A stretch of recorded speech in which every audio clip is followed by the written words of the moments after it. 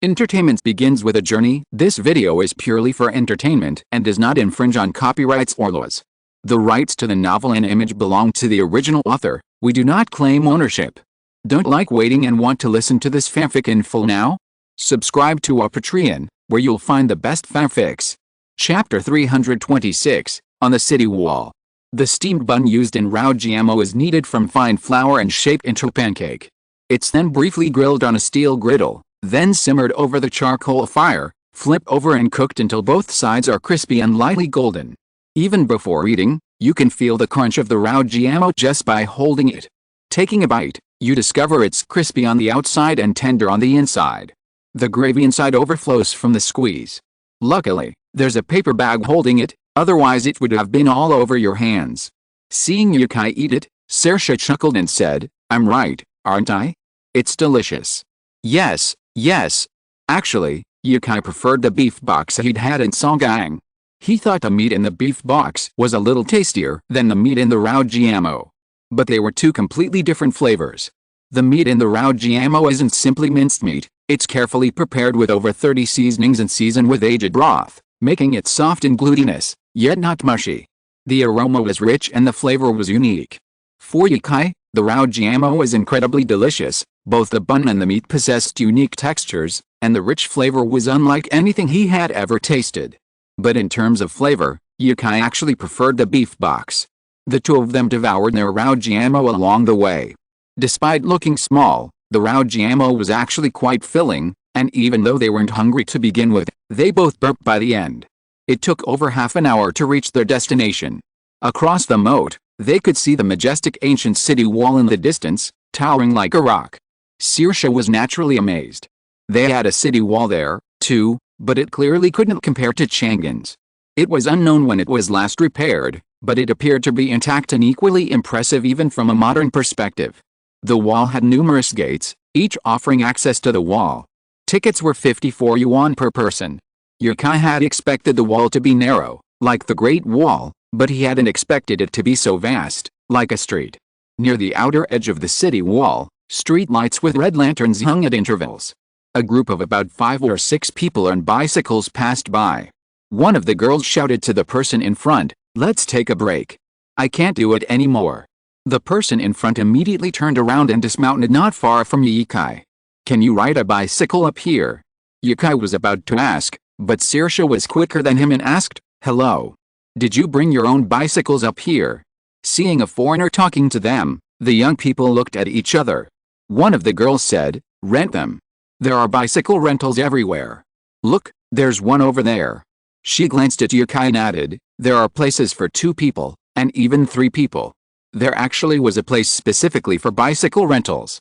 It was surprising that cycling on the city wall was such a popular activity. While they were talking, several cars passed by. But there were still more people walking along the wall. Yukai stepped forward and asked, "How long have you been riding?" "Looks like several kilometers, right?" The men stopped, breathing heavily. One of the men, wearing glasses, had them fogged up from the heat, suggesting they'd covered at least several kilometers. Someone checked their phone and said, "About 7 kilometers, that wall is really long." One of the women stared at Yukai for a long moment. Hearing his voice, she remembered something and said happily, "Brother Kai." "Oh, Brother Yi, is that you, Brother Yi?" "Holy crap." Yukai blurted out. He couldn't help but touch his mask. Sure enough, it was properly on. "You recognize that?" Hearing Yukai's admission, the woman became even more excited, practically leaping for joy. She trotted over to Yukai, her face flushed. "I love watching your live streams and videos. I wasn't sure before, but then I heard your voice and I remembered." "So it was your voice," Yukai said thoughtfully. The woman shook her head vigorously. No, it's mainly because your figure is easy to spot, and that your hat isn't common. I saw you wearing it when I saw you live stream a few days ago." So he'd met a true fan, otherwise, how could she be so aware of what he was wearing? If Yukai hadn't needed the hat to conceal his identity, he would have given it to this female fan. "Is it Brother Yi?" "No way, why would Brother Yi be here?" "Who is this Brother Yi you're talking about?" "A celebrity." Seeing Yukai talking to a junior, a senior student whispered to someone who didn't know him, "He's not a celebrity." Well, almost. He's a writer. You know the Harry Potter book that's so popular lately? He wrote it. He wrote Harry Potter. The man was a little surprised. He knew the author was Chinese, but he hadn't expected to meet a great writer. A world-class writer. Yes, he wrote it. Maisie has liked Yukai for a long time. I heard he joined the fan group and is even an administrator. At this point, the senior student felt a little envious of Maisie. I'm so lucky to meet my favorite celebrity while traveling. What luck. Knowing that the person before him was the author of Harry Potter, even though he hadn't met Yukai before, he was in awe of him. This person was about the same age as them, yet he was already an internationally renowned figure. He couldn't be jealous, but he certainly felt envious. After taking a photo with a fan, Yukai signed autographs and asked, "You look like college students. Are you here for a trip?" The girl nodded vigorously and quickly said, "Yes, I have some free time now, so I brought a few of my juniors from the club to take a look at the city wall." Club. The girl hummed and explained, "Yes, we're from the outdoor travel agency. I'm the vice president. Our president is also a fan of yours, but he's not here today." Outdoor travel agency? Did universities still have such a club? Yukai didn't know about other schools, but he didn't have one when he was in college. He probably didn't see anyone interested in these activities. There were travel agencies, but they were the same as not. They had rarely traveled outside of Chengdu. I heard that the zoo and the giant panda breeding base in Chengdu were their favorite places. Yukai was a little curious about what the outdoor travel agency in this fam school was like, so he asked, "Then where will you go, besides here?" The girl thought for a while and counted on her fingers. A lot: Huashan, Furen Garden, Terracotta Warriors and Horses Museum. There are still many attractions near Chang'an. We may not be able to go to all places in 4 years of college. Outdoor travel agencies don't hold activities often. These places require tickets. Even if there are discounts, it will not be a small amount of money when the number of people increases. Chapter 327 Cycling. Yukai thought of the numerous scenic spots densely packed on the map and nodded in understanding. This was Chang'an, the ancient capital of 16 dynasties, teeming with treasures and attractions. A young man from the travel agency suddenly said, "Hey, Brother Yi, why don't you ride with us? It'll be beautiful when the sun sets over here in the evening." Maisie immediately wanted to object. "Who is Yukai? He wanted to ride a bike with you?" But Yukai didn't even think twice and simply nodded, "Sure." He turned to Saoirse and said, "Come on, let's get 2 bikes and try riding here too." Tandem bikes sounded romantic, but they were uncomfortable for the person sitting in the back, so they both rented single bikes. They were similar to the shared yellow and blue bikes. After testing them out and confirming they were working properly, they said to the group of students, "Let's go." Maisie felt like today's surprises were like waves, one after another. If it weren't for the obvious pain from the sun, she would have thought she was dreaming. How could this be possible? While touring the tourist attractions, you ran into a celebrity, one of your favorites. That would be fine, but after taking a photo and getting autographs, the celebrity actually went on a bike ride with you. It was a scenario you never imagined. The 5-person cycling group had now added 2 more people. While riding, Yukai listened to their self-introductions.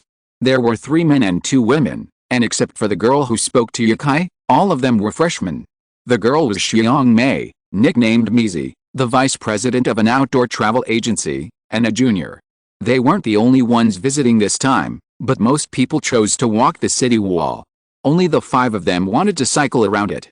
The Chang'an ancient city wall is a closed rectangle with a circumference of 13.74 kilometers. As mentioned earlier, its width is comparable to a street, and it's wide enough for several cars to pass simultaneously. It's no wonder cycling is such a popular activity. Walking this distance would take at least 5 hours. Few people would want to just walk around it, would they? After all, there are bicycles, and the rental prices are affordable, making it much easier. However, the roads along the city walls aren't as smooth as real streets. After all, they're made of ancient blue bricks, and the surface is uneven. Cycling on them feels like riding a mountain road. Maisie said she was going to cycle the Sichuan-Tibet highway this holiday. Yukai looked at the scorching sun and smiled. "Aren't you afraid of the sun?" "No, I've had this idea for a while. I'm afraid if I don't go now, I'll never get the chance again. I have an internship next semester, and I don't know if I'll ever get the chance to travel like I do now. If you like it, There will always be opportunities. Even if you can't leave after work, you can still travel online. After saying this, Yukai thought carefully and said, cycling the Sichuan-Tibet highway can be dangerous. It's best to go with a group of people you know. The dangers of the Sichuan-Tibet highway go beyond the steep and rugged roads. If something unexpected happens and you don't reach your accommodation by night, who knows what will happen? This is why the number of people cycling the Sichuan-Tibet highway has decreased in recent years. Many girls had dreamed of cycling the Sichuan-Tibet highway, but Yukai's most vivid memory was of a couple who had originally set out together, but halfway through the ride, the man ran off, leaving the girl alone on the Sichuan-Tibet highway. So boyfriends can be unreliable. Fortunately, nothing serious happened to the girl, but she hasn't been in a relationship in years, which might have had a lot to do with this incident. Maisie was delighted to hear her idol's advice, and her dimples deepened. We went with the outdoor travel agency, too. There were over 10 of us. Speaking of which, I have to thank you. Thank me. Yukai was puzzled. Why thank me? Your travelogues. Many new students are your fans. After reading them, they've developed a desire to travel. We used to have no more than 20 members a year, but this year we have over 50. Yukai smiled, feeling a little proud.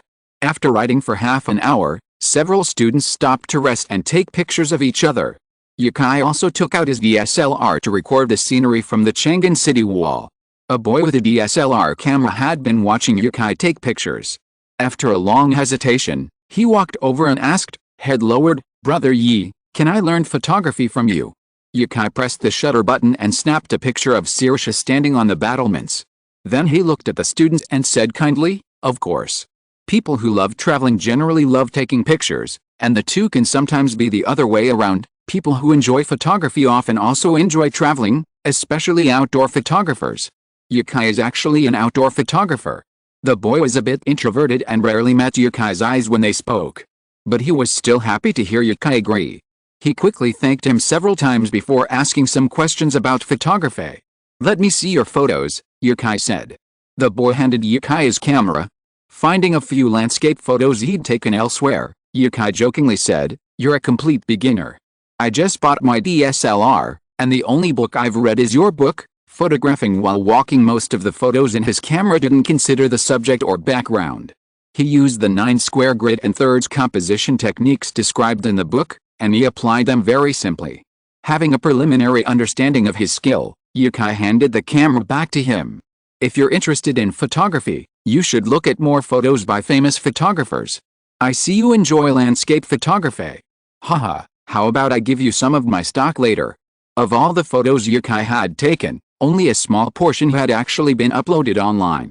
Most were stored on an external hard drive. The photos from his DSLR were large, and after a year, his 2-terabyte hard drive was nearly full. Really? Thank you so much? It's a small thing, haha. Yukai was in a good mood. Looking at the tourists in the distance who were taking pictures of each other with their mobile phones, Yukai also picked up his camera and said to the student, I am mainly taking pictures of people now, so I use the focal length to adjust the depth of field, blur the background, and highlight the characters. At this time, Saoirse took a fancy to the hanfu that was being rented in the distance, but Yukai thought about it. With Saoirse's tall figure and western face, is hanfu suitable for her? But he could buy 2 sets of suitable ones to take back as souvenirs, and wear them in the hotel at night. When he went forward to choose, his cell phone rang. It was his father's call. It seemed that his father's calls had been more frequent recently, but his mother hadn't called much, and usually contacted him on WeChat. Hello, Dad? Are you out playing again? The time is almost up. Are you going to hold the event you mentioned? Is the company's situation okay now? Why not cancel it? Chapter 328 Useless Skills. Yukai suddenly realized something. If his father hadn't mentioned it, he'd have almost forgotten about it. The perfect time for the King Niu promotional event he'd been thinking about for so long was almost here. He'd been so busy lately, so busy, he'd barely had time to think about it. We have to do it, of course we have to. Yukai nodded to Saoirse and whispered, wait a minute. He walked to the battlements and continued his phone call. I've already told my friends. It's hard to explain to them if I cancel. I'll check for a good time. He pulled the phone from his ear and quickly searched a browser for the time when the Kayantang River high tide would arrive. Isn't it all about attracting attention? Is there anything more eye-catching than extreme sports? Parkour is a thing, and racing isn't suitable in China. So what about surfing the Kayantang River? This year's high tide is only a few days away, but even Dinin and Yikai wouldn't dare go surfing at that time. So next month is the best time. If they miss August, the high tide won't be strong enough, the visual effect won't be good, and the promotion won't be effective. If they waited any longer, they'd have to wait until November for the high tide to return, but by then, there would be surfing competitions being held abroad, and Yikai wouldn't be able to invite that many participants. How about August 15th? Okay, then when should we start promoting it? Ye Ziuqiang said. He was actually somewhat opposed to the event, feeling it was too dangerous. That was the Kayantang River's high tide, and his son actually wanted to hold a surfing competition. He didn't know Yikai wanted to go surfing, otherwise he wouldn't have agreed. Yikai said, I'll call you tonight and confirm it with someone, but it shouldn't be a problem. They're all looking forward to it. He'd mentioned this to Dinin a few months ago, and Dinin had introduced Yikai to many accomplished surfers, all of whom were intrigued by the waves Yikai had described. After hanging up, Yikai contacted Dinin again. He wasn't familiar with the surfing world, so he relied on Dinin to connect with more people. These calls took 20 minutes. Maisie and the others waited for Yikai and his companions, waiting for him to return before resuming their bike ride. They should have completed their lap in half an hour. Yikai and Saoirse started at Yongning Gate and weren't even halfway there yet. On the city wall, you could still see wandering singers and souvenir shops. Passing a gate, Yikai even heard Qingqiang singing beneath the walls. It was another unique kind of singing culture, and Yikai wanted to experience it a little longer, but he didn't want to ask everyone to stop and wait for him, so he missed it. The entire circuit took over 2 hours.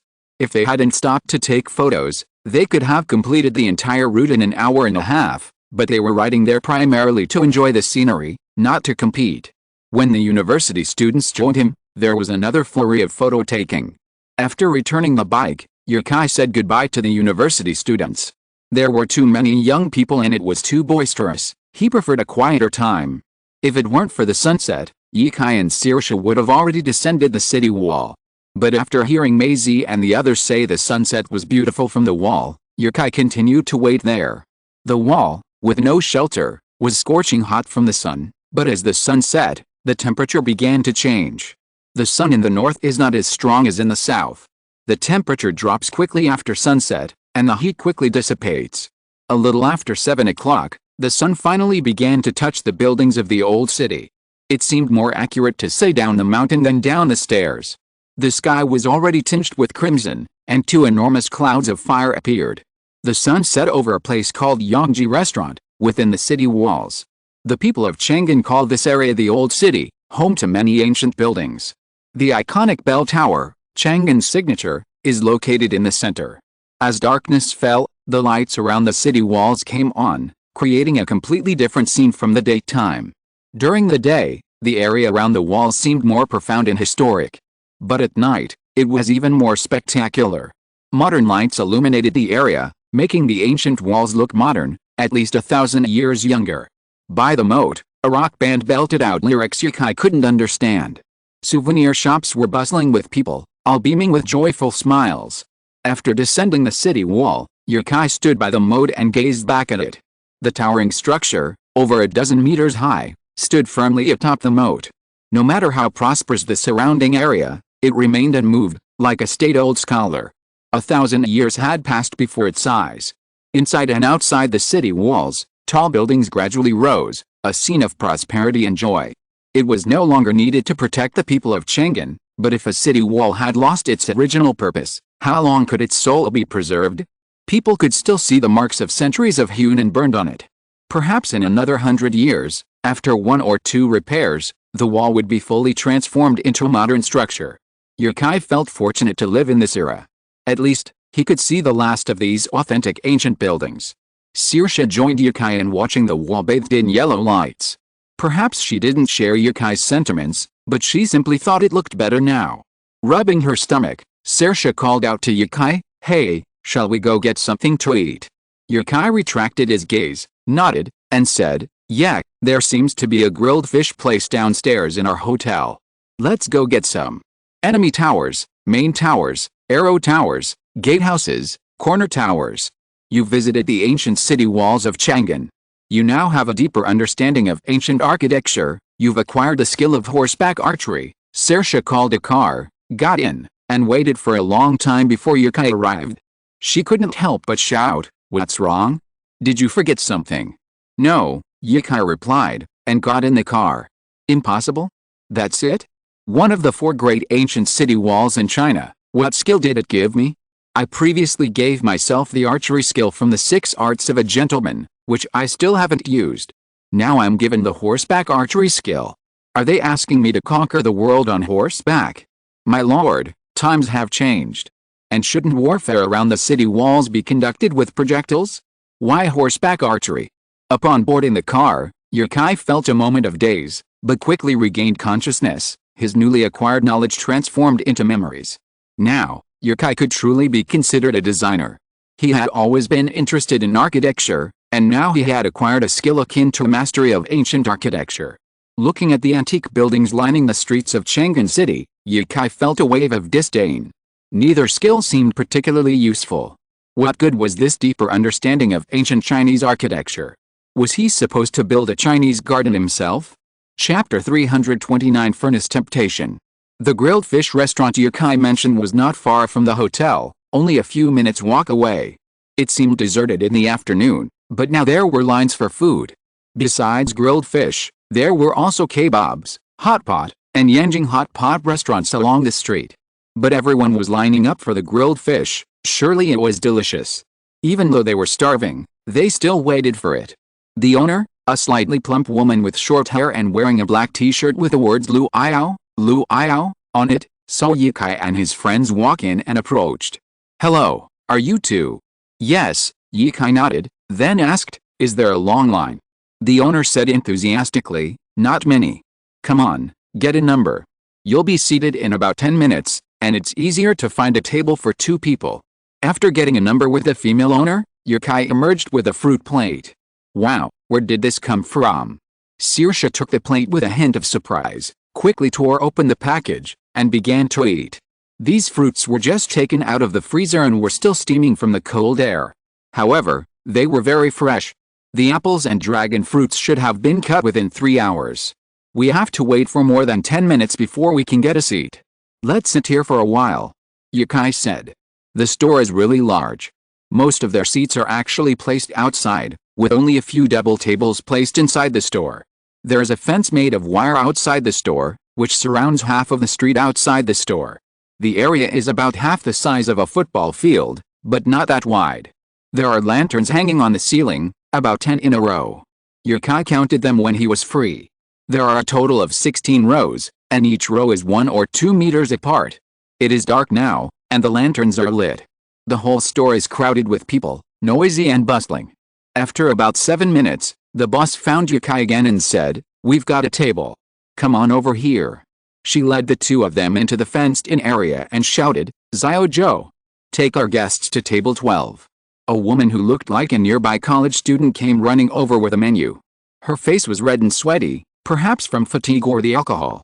She was still wearing a black t-shirt, a size too large, and denim shorts.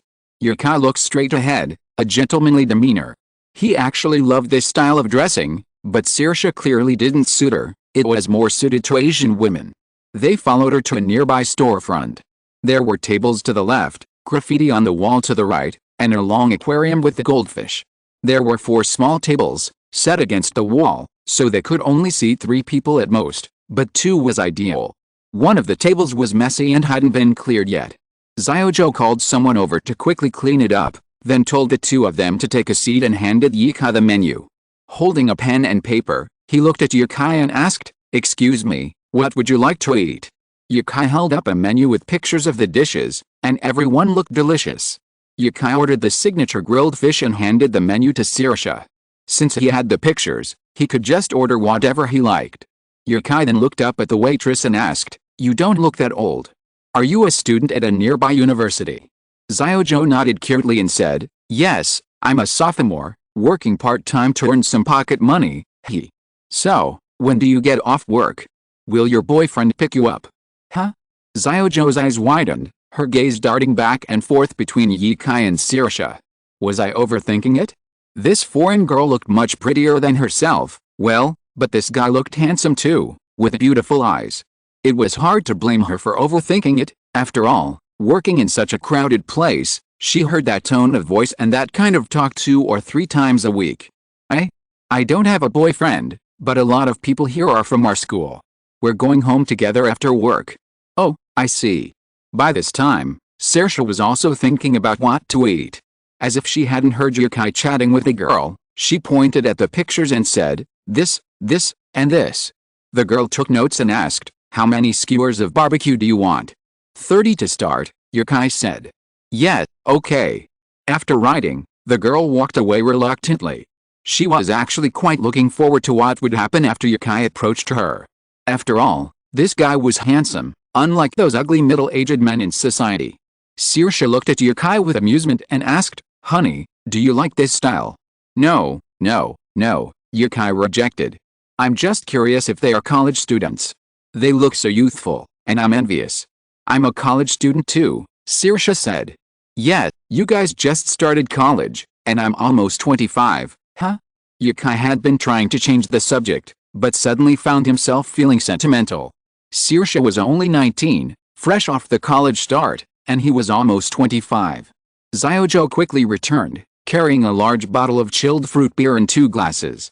She smiled at Yikai and said, still as adorably as ever, hello, your 2 liters of fruit beer. Yikai was more obedient this time, simply smiling politely without saying anything.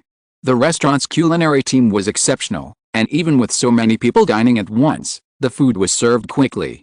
The clams and snails Saoirse ordered were quickly served, followed by the spicy crayfish. Saoirse, a little surprised, lifted the lobster by its claws. So small. Well, crayfish, I'll teach you how to eat it. Yikai was very familiar with how to prepare crayfish. Back in college, he and his roommates often went to the night market outside the campus to eat crayfish, and they were very skilled at it. Hold the shell with this hand, hold this here with this hand, then push inwards and pull it out. Don't do that here, it's dirty. Some people eat the lobster's head, claiming it has roe, but Yikai doesn't. He only eats the meat, and if the claws are large, he'll also eat the meat inside. Yikai's way of eating quickly finished the lobster, moving on to the snails and clams. The main course arrived last, the grilled fish Yikai ordered. The dish was the size of a wash basin, taking up most of the table. In the center of the round iron plate was, of course, the grilled fish, about 30 or 40 centimeters long. Along the edges were side dishes like corn, potatoes, and lotus root. The side dishes were plentiful, but both of them kept their eyes glued to the fish. Let's eat. Saoirse rubbed her hands eagerly. Eat. Yikai picked up his chopsticks first. Saoirse tried several times with her chopsticks but failed, so she switched to a fork, removing a piece of fish even faster than Yikai could with his chopsticks. The fish was crispy on the outside and tender on the inside, and the aroma emanated from the skin. The flavor of the tender fish was unique, and for Yikai, the taste alone was enough to tell if the fish was properly grilled. Needless to say, this fish was best eaten right now, neither raw nor tough. When you took a bite, you first tasted the seasoning, then the fish melted in your mouth, the aroma spreading throughout your mouth and even your mind. Chapter 330 Return to the Market. Yikai was afraid that Saoirse might get stuck on some bones, so he repeatedly reminded her to eat slowly. This was grass carp, a freshwater fish rarely eaten by Europeans because it has so many bones that they find it difficult to pick out. Fortunately, this was a large fish with few small bones. Yikai picked out some bones from the fish with fewer bones, examined them, and placed them in Saoirse's bowl. After a few times, Saoirse began to get annoyed by the hassle of checking for bones when eating fish, so she simply gave up and started eating the side dishes on the plate. Once she started tasting it, she couldn't stop. I don't know how this restaurant did it, but the aroma of the fish could be tasted in the side dishes around the plate: potatoes, corn, and broccoli. Saoirse finished a small portion by herself. Yikai remembered that he had seen free fruit when he came here before, so he stood up and said to Saoirse, "Wait a minute, I'll go get some fruit." He stood up and walked out of the room. At this time, the outside was still bustling, with several singers standing in front of the tables, playing guitar and singing. The place where you could get free fruit was in the middle. A refrigerator, a common sight in mediocre restaurants, held fruit, crispy pork, rice wine dumplings, porridge. There were also plates of chicken wings, duck bones, duck necks. These dishes all cost 12 yuan a plate, but the scattered fruit and porridge were free. Yukai scooped up 2 bowls of small dumplings, took them back, and then returned to get watermelon. Suddenly, the noise outside grew even louder. Upon closer inspection, he noticed that a patron had picked up the singer's guitar and started playing My Life with You. There were over 10 people at their table, 3 tables joined together, all in their 30s. When there were no lyrics, everyone listened intently to the guitarist's strumming. When it was time to sing, the 10 or so people joined in. Regardless of their singing, at least none of them was just slacking off. Both men and women sang with all their heart. How many have admired your youthful beauty, but who is willing to endure the relentless passage of time? How many have come and gone in your life, but as long as you're here, I'll be by your side. The restaurant had been bustling with activity, hundreds of tables, each with its own unique clientele, all chatting amongst themselves. How could it not be noisy? But now, everything had quieted down. Listening to the dozen or so people at this table enjoying the music, Saoirse sensed something was amiss outside and came out. Following the sound, she spotted the singer and Yukai standing nearby. A minute later, the song ended, and everyone was applauding. Saoirse, biting into a piece of barbecue, also clapped her hands cheerfully. Yukai had his hands free, or he would have applauded them too. They sang beautifully. Perhaps their voices weren't as beautiful as those of professional singers, but the emotion in their chorus was particularly moving. Let's go home, Yukai said to Saoirse. He held his plate in one hand and, with the other, he took a piece of watermelon from it and ate it as he walked. He was in high spirits, his head held high, unconcerned about whether anyone would recognize him. In a place like this, no one would recognize you unless you tried too hard. People eating here were either chatting with friends or staring at the food on their plates. Who would have the time to wonder if you were a celebrity? Yukai envied this group. They must be old friends, right? He hadn't made friends much in college. He either worked part-time or played games with his dorm buddies. He knew only a few people from his dorm. He'd been quite popular in high school, but after failing the college entrance exam, he hadn't contacted them in a long time. Should we get together sometime? Yukai suddenly looked back at the table where they'd been singing. They'd already returned the guitars to the singers, and the group was laughing with chopsticks, as if they were laughing at someone singing off-key. MV.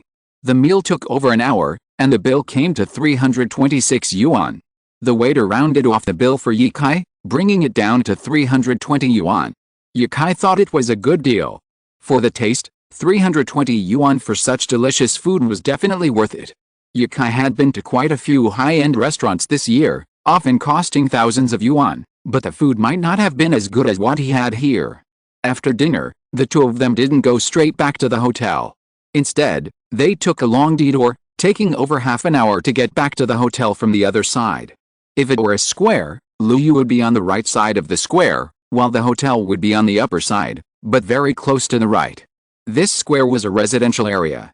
Further down, you'd find several universities: Chang'an University, Chang'an University of Science and Technology, Chang'an University of Architecture, Chang'an Medical College. So if you were walking around here at night and a brick hit 10 people, 9 of them would likely be university students. Yukai and Saoirse strolling here to digest their food felt completely natural, surrounded by people like them. Yukai felt years younger.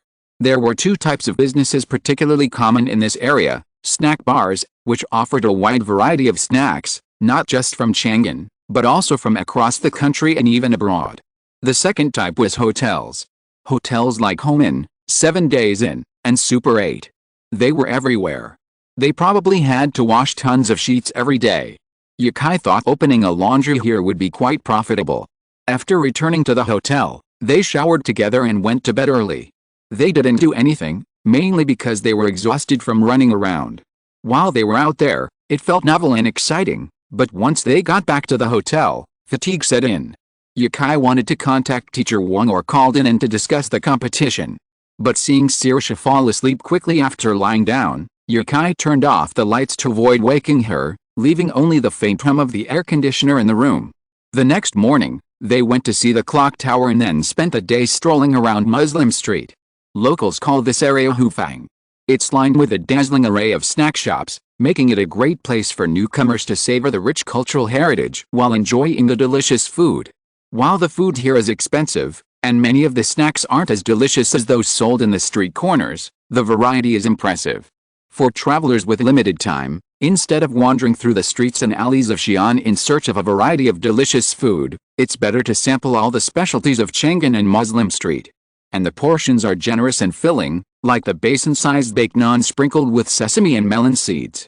It looks so delicious that we bought one and couldn't finish half of it. Muslim Street also has obvious shortcomings. The streets are not very clean and there are many pedestrians. After all, this is a must-see for travelers to Chang'an. It's congested and noisy, with people crammed into the several-meter-wide streets, making it difficult to walk. Every city has its own unique characteristics, and Chang'an gives Yukai a very down-to-earth feeling. Whether it's food or local customs, Muslim Street is a particularly typical example. If you're listening to this novel on a channel other than Fanfic World, it means they downloaded and uploaded it without effort. We cordially invite you to visit our channel, Mundo Fanfic Novelis. There you'll find the original version of this story and you can explore many other novels of various genres. We're waiting for you to immerse yourself in a world of incredible novels. Chapter 331 by An Yifang. Chang'an City was overflowing with attractions. They spent 2 days wandering the city, only beginning to venture out on the third day to climb Mount Tua and visit the Terracotta Warriors. I couldn't bear to leave was the perfect description of the two. It's worth noting that upon leaving the Qinshi Wall Mausoleum Museum, Yi Kai, having visited the mausoleum for the first time, gained a skill. You visited the Terracotta Warriors and gained the skill Fortitude. You gain rational thinking and courage in the face of crisis. Your body also seems to have become stronger. You glimpse the true form of the Qin dynasty's fiercest army within the Terracotta Warriors. You seem to witness the Terracotta Warriors as they were crafted thousands of years ago. After receiving this prompt, Yukai's eyes were filled with countless brand new Terracotta Warriors and horses, each meticulously painted. The faces, hands, and feet of the Terracotta Warriors were all painted pink, showcasing the texture of their muscles. The facial painting was particularly striking, with the white corners of the eyes, the black pupils, and even the pupils vividly rendered. Your appeal and creativity have been enhanced. Actually, when these vivid terracotta figurines appeared before Yukai's eyes, they looked not only majestic but also a bit terrifying. Imagine tens of thousands of mannequins standing in a row in a clothing store. Regardless of what others thought, Yukai personally found the scene terrifying. This is the difference between modern and ancient thinking. Terracotta figurines first appeared in ancient times to replace the barbaric practice of human sacrifice. Compared to burying living people with the dead, terracotta figurines, however horrifying, were more acceptable to the ancients. After a few days of sightseeing in Chang'an, Yi Kai and his companions drove out on the 16th, speeding along the highway all the way to the capital, Yanjing. Chang'an has so many attractions that it's possible to see them all in 2 or 3 days, but that wouldn't be considered tourism. That's called a business trip, and Yukai's schedule wasn't that tight. It wasn't a big deal, though. It just meant they couldn't spend more time on the road. While they had a lot of fun, they were also extremely tired. The climb to Mount Hua took 2 days, and they went to bed early every night. Although a little tired, they were both refreshed as they entered the city of Yanjing. Saoirse kept looking out a car window curiously. This is China's capital. Many foreigners who have never been to China have a very partial understanding of the country. They lack additional channels to learn about the country, and news about China rarely reaches foreigners abroad. After all, China doesn't have Hollywood blockbusters or Japanese anime. China's cultural exports are actually very weak, which is why Yukai's book has attracted so much attention from Chinese people after it went abroad, even making the news. It is precisely for this reason that foreigners' understanding of China is mostly from many years ago. If they hadn't actually visited China, they might not believe that a country can change so much in just 20 or 30 years, especially when Chinese cities like Beijing, Shanghai, Guangzhou, and Shenzhen are no different from developed countries. Yukai drove past Quanzhou and the line outside told him it was definitely packed. He planned to have Yanjing roast duck for his first meal in Yanjing, because no food is more representative of Yanjing than Yanjing roast duck. Yi Kai, holding onto the steering wheel, asked Saoirse with a smile, "Saoirse, have you ever heard of one Beijing, one world, one Peking duck?"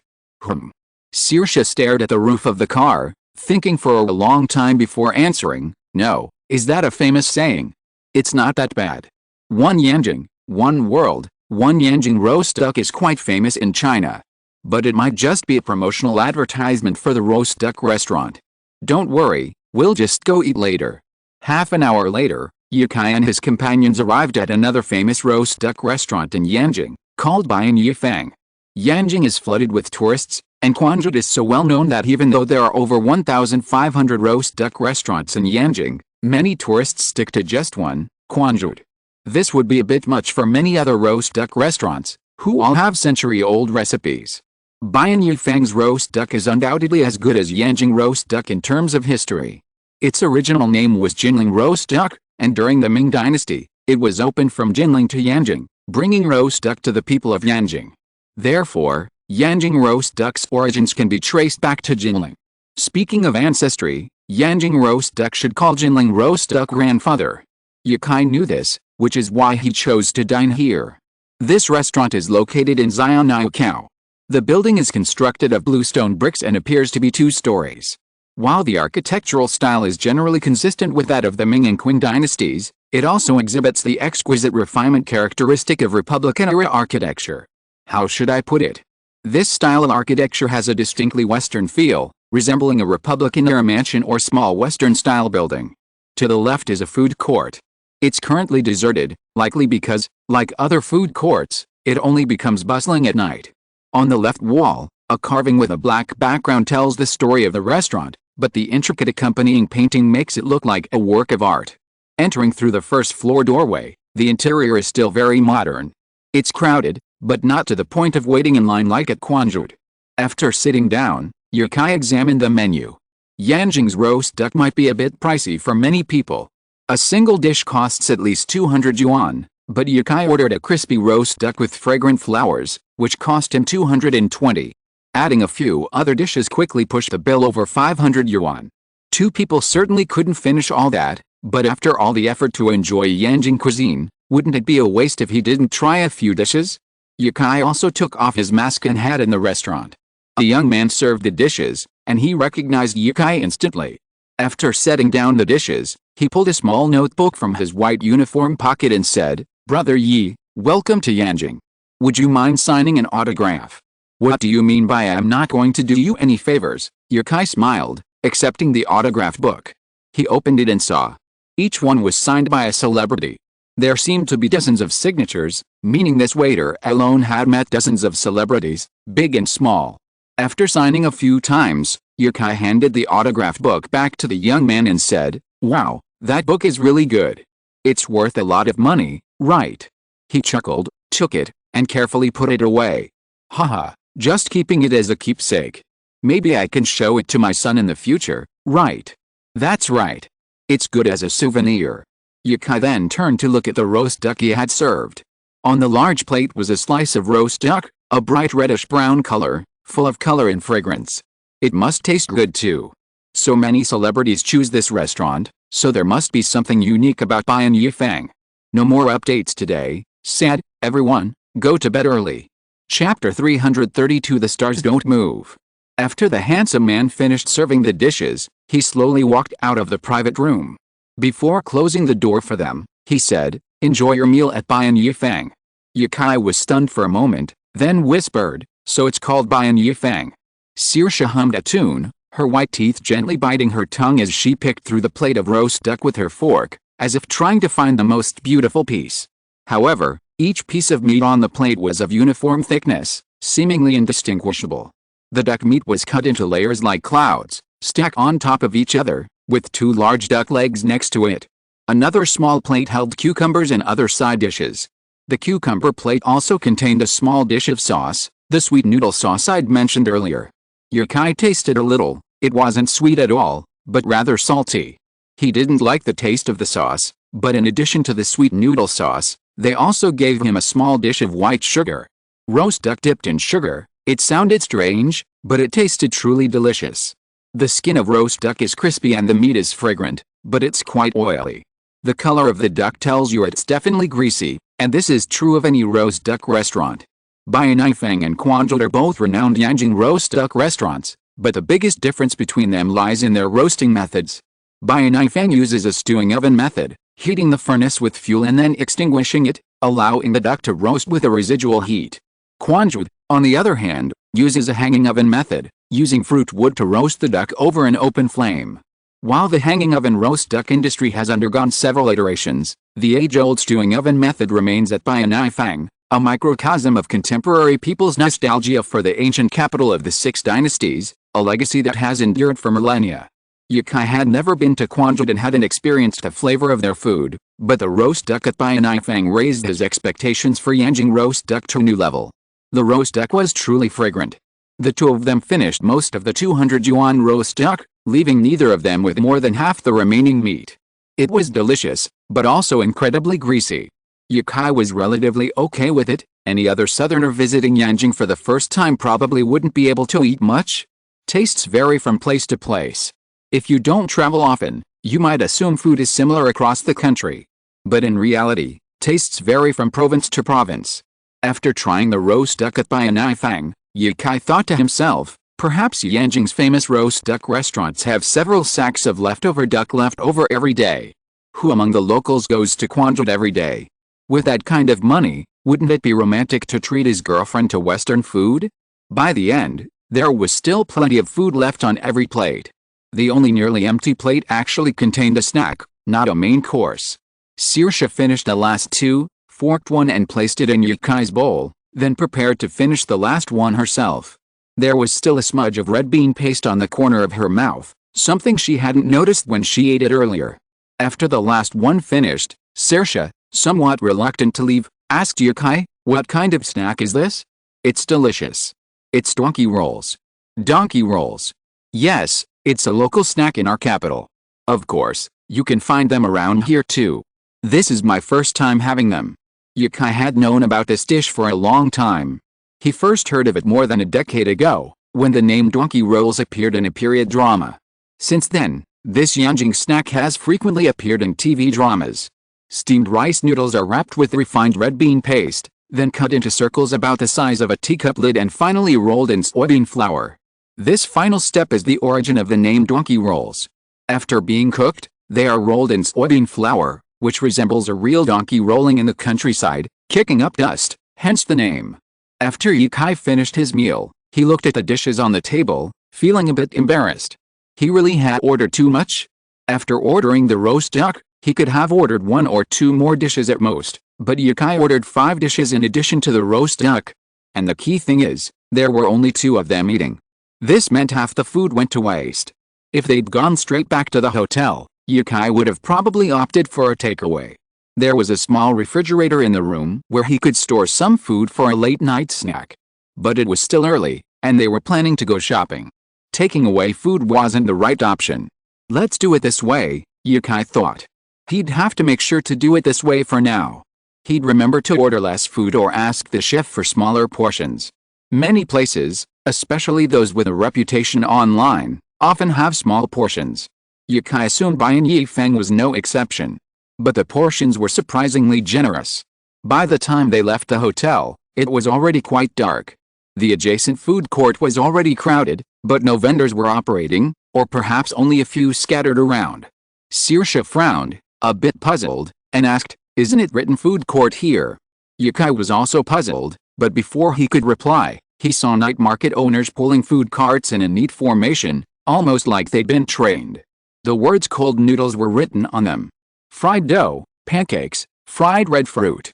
The two stood in the distance, watching as people entered the food court one after another. The scene was magical. They had never noticed that food court owners entered in this way before. In just 10 minutes, the streets suddenly became bustling with activity, with a constant stream of tourists entering. The aroma spread so widely that it could be smelled from 2 blocks away. However, Yukai and the others left the place after watching the excitement. They were starving, otherwise Yukai would not have wasted so much food. Saoirse thought to herself. Tomorrow I must come to this food court. Like many cities, Yanjing's nights were illuminated by bright neon lights, making this ancient city look younger. The overpass in the distance was like a rainbow, and the street lights, lawns, and fireworks illuminated Yanjing at night. The streets were much quieter now than during the day. The two walked home, chatting casually, looking up at the sky from time to time, observing the clouds that were no longer clear, and the twinkling. Could it be stars? No way.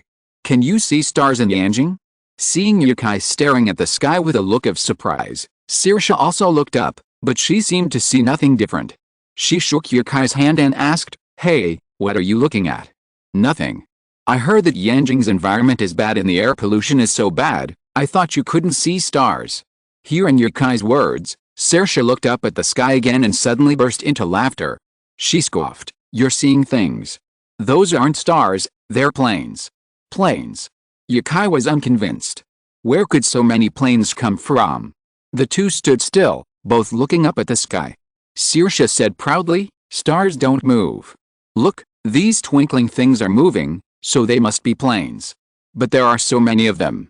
You have more planes in Yanjing than stars." They were walking along a busy pedestrian street.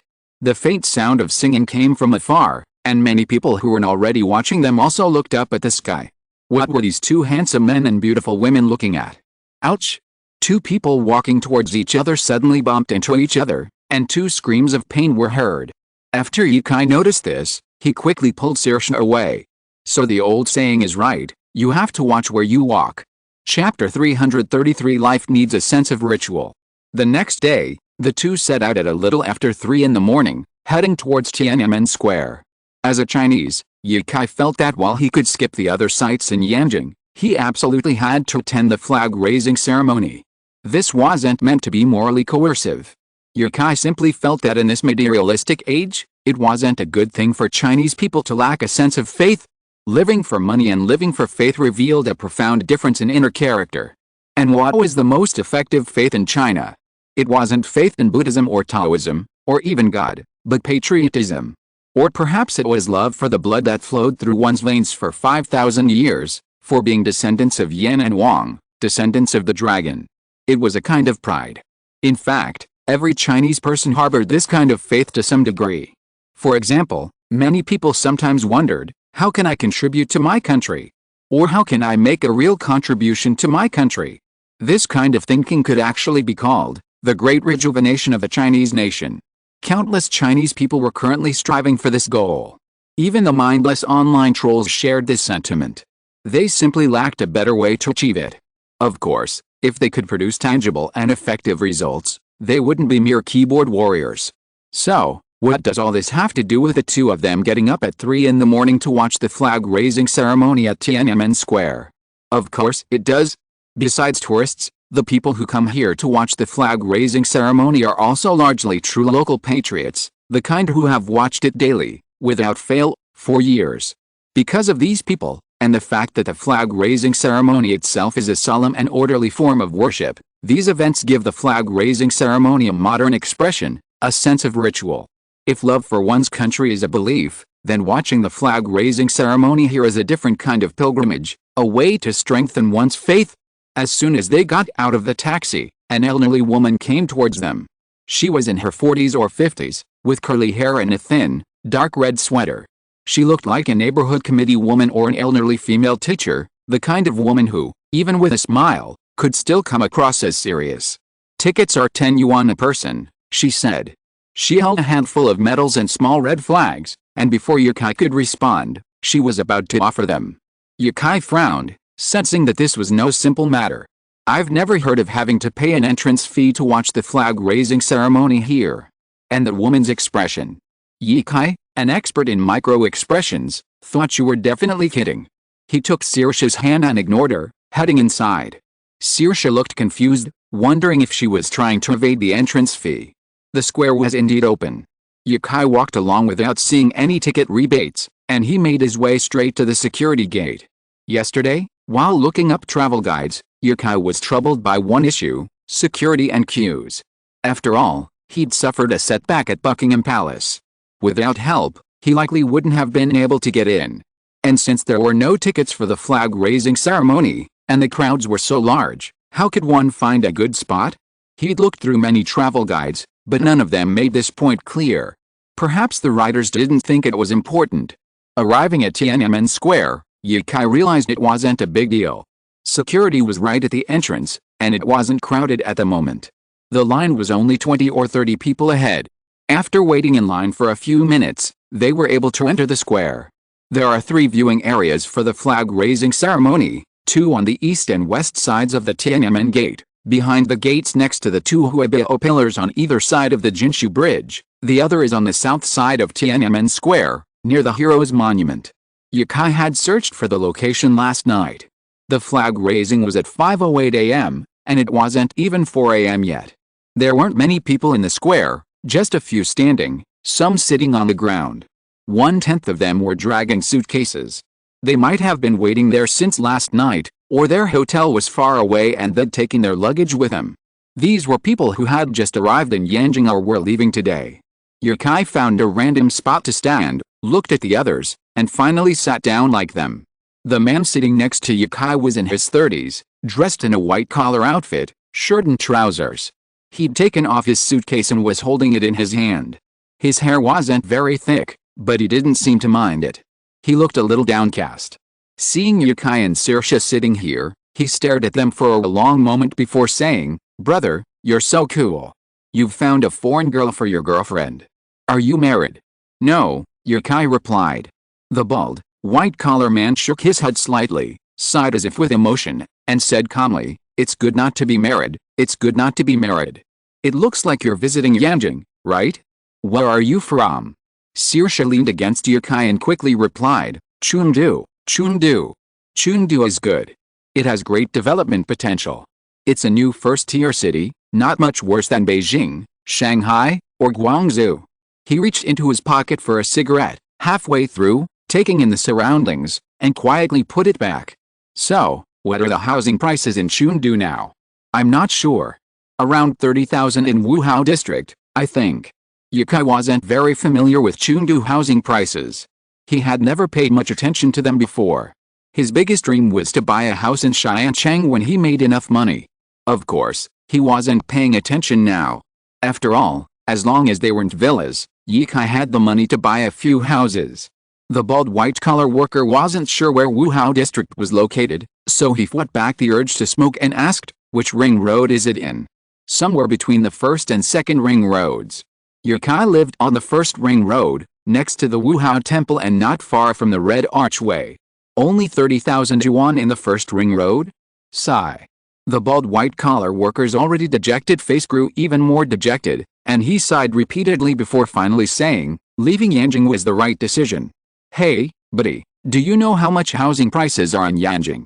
It wasn't flag-raising time yet, and since he had nothing better to do, he chatted with the older man. His bitter, resentful expression suggested he had a story to tell. "I've been a programmer in Fengte for 10 years, and all I earned wasn't even enough for a down payment. A typical apartment starts at 60,000 yuan. He crossed his index fingers, tapping them together repeatedly, taking deep breaths to strengthen his tone. Yukai finally understood why he was in such a state. Anyone who has worked for even 1/10 or 1/5 of their life and sees a bleak future would become dejected.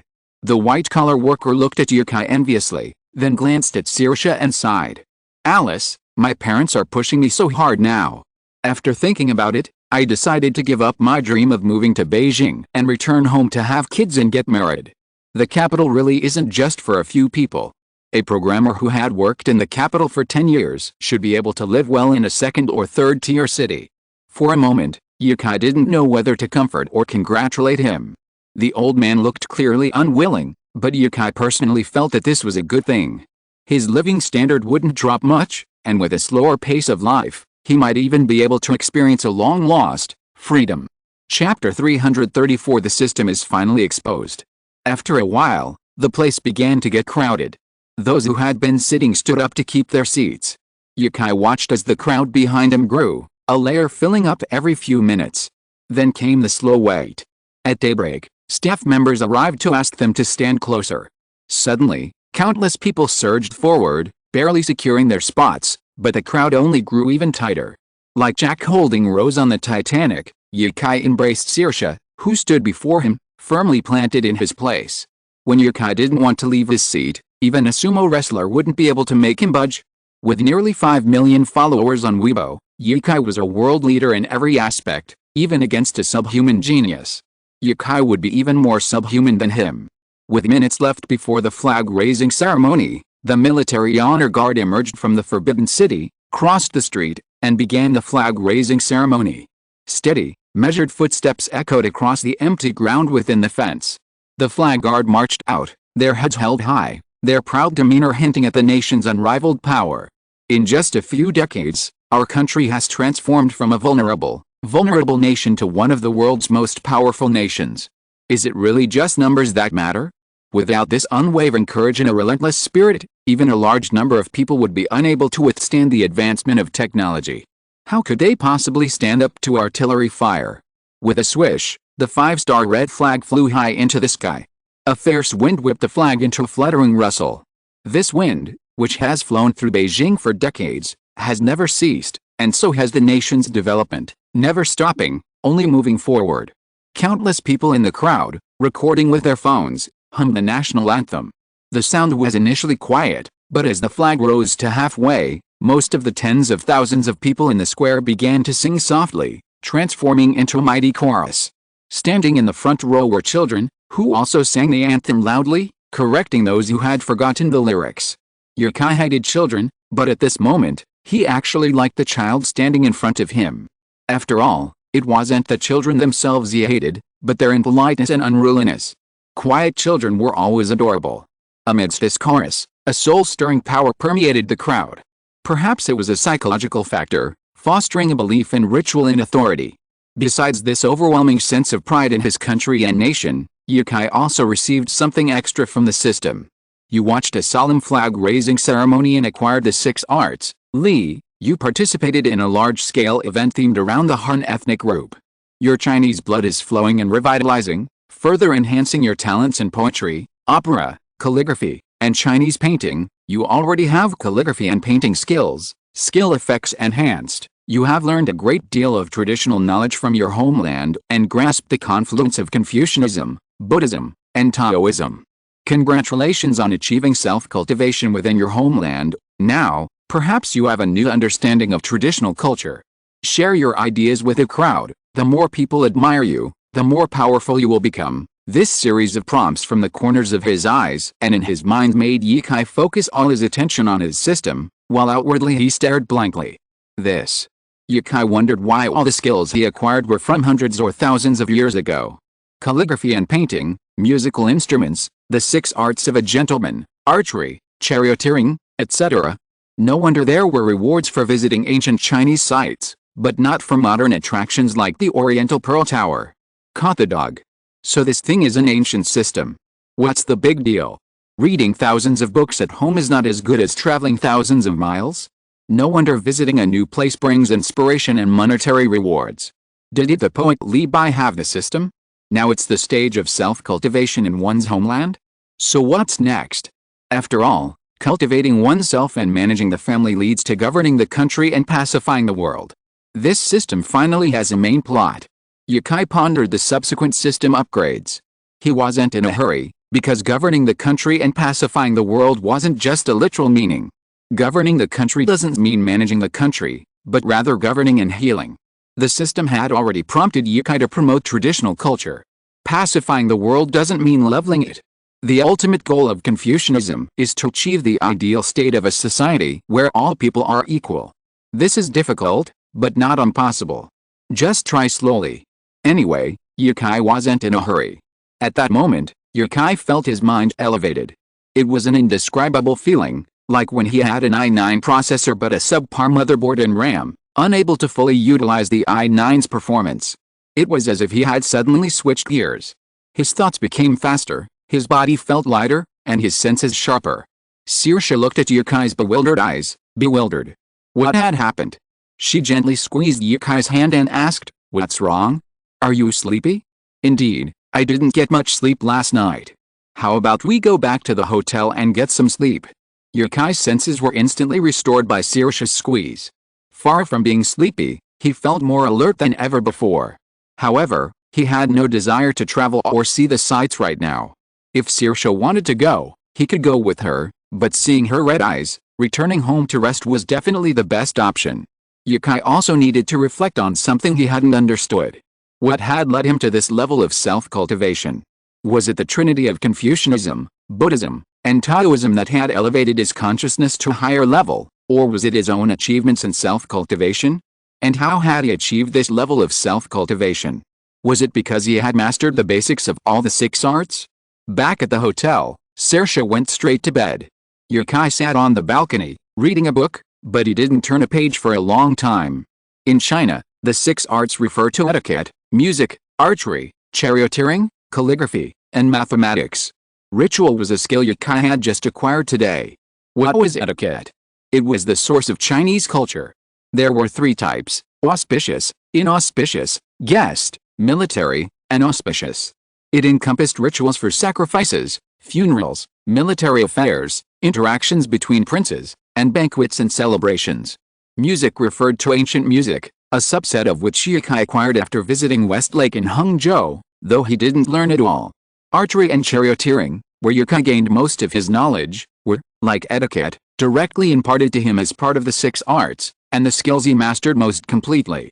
The book in the 6 arts refers to literacy.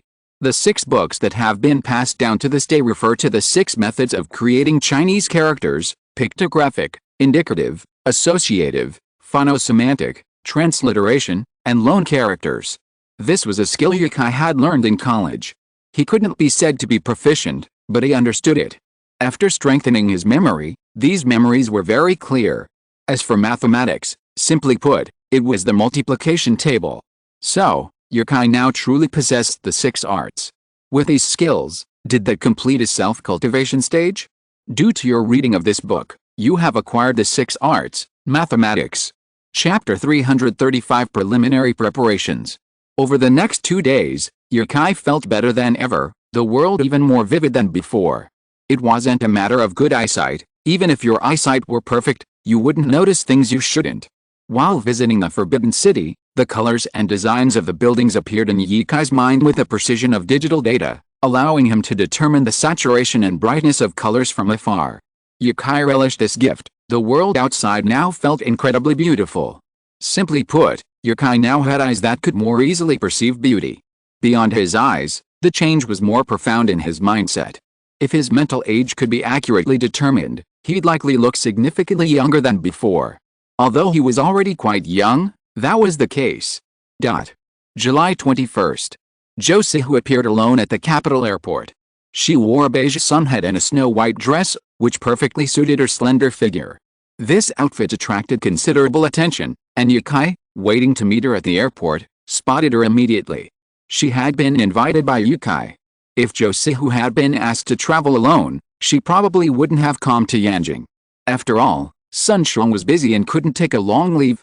If Sun Shuang didn't come, she wouldn't have felt comfortable being a third wheel between Yukai and Saoirse. But Yukai's need for her help was another matter. Helping a friend to the best of her ability was something she should and was willing to do. Josie quickly pulled her suitcase over to Yukai, smiling sheepishly. "Brother Yi, have you been waiting for a long time? I just got here too. Let's not stand here in the sun. Let's go. The car is in the parking lot." As they walked, Josie asked, "Brother Yi, I'm here now. You should tell me what you want from me. Stop being so secretive. I just wanted to give you a break." By the way, don't you know how to dance Chinese dance? I have a little event and I'd like you to lead the dance. Yukai had called the day before yesterday, asking Josie, who had just finished her exams, to come and do him a favor.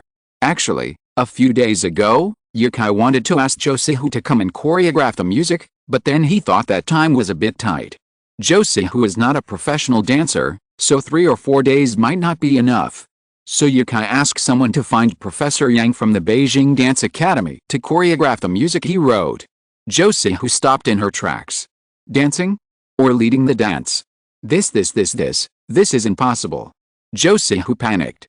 It was okay for her to stand on the stage and sing, but dancing was not her forte. Before she came, she thought Yukai asked her to come and sing, and she could not help with anything else. She had never thought that he wanted her to dance. Yukai took a few steps before he realized that Josie was standing still. Looking back, she was standing straight on the side of the road, with her suitcase in front of her, her hands tightly gripping the handle of the suitcase. Such a grieved look. What's wrong? Don't want to dance? Josie who hummed, then continued to follow Yukai. My singing is okay, but I've never danced in front of others before, and I'm afraid it won't be good enough. Don't worry about that, Yukai soothed. Just the dance we did by the stream will be fine. The choreographer will probably modify some of the moves, but it won't be much different. After all, Josie whose impromptu dance by the stream was the inspiration for Yukai's song. That's why Yukai initially wanted Josie who to choreograph it. But after careful consideration, he decided that lead dancing was more suitable.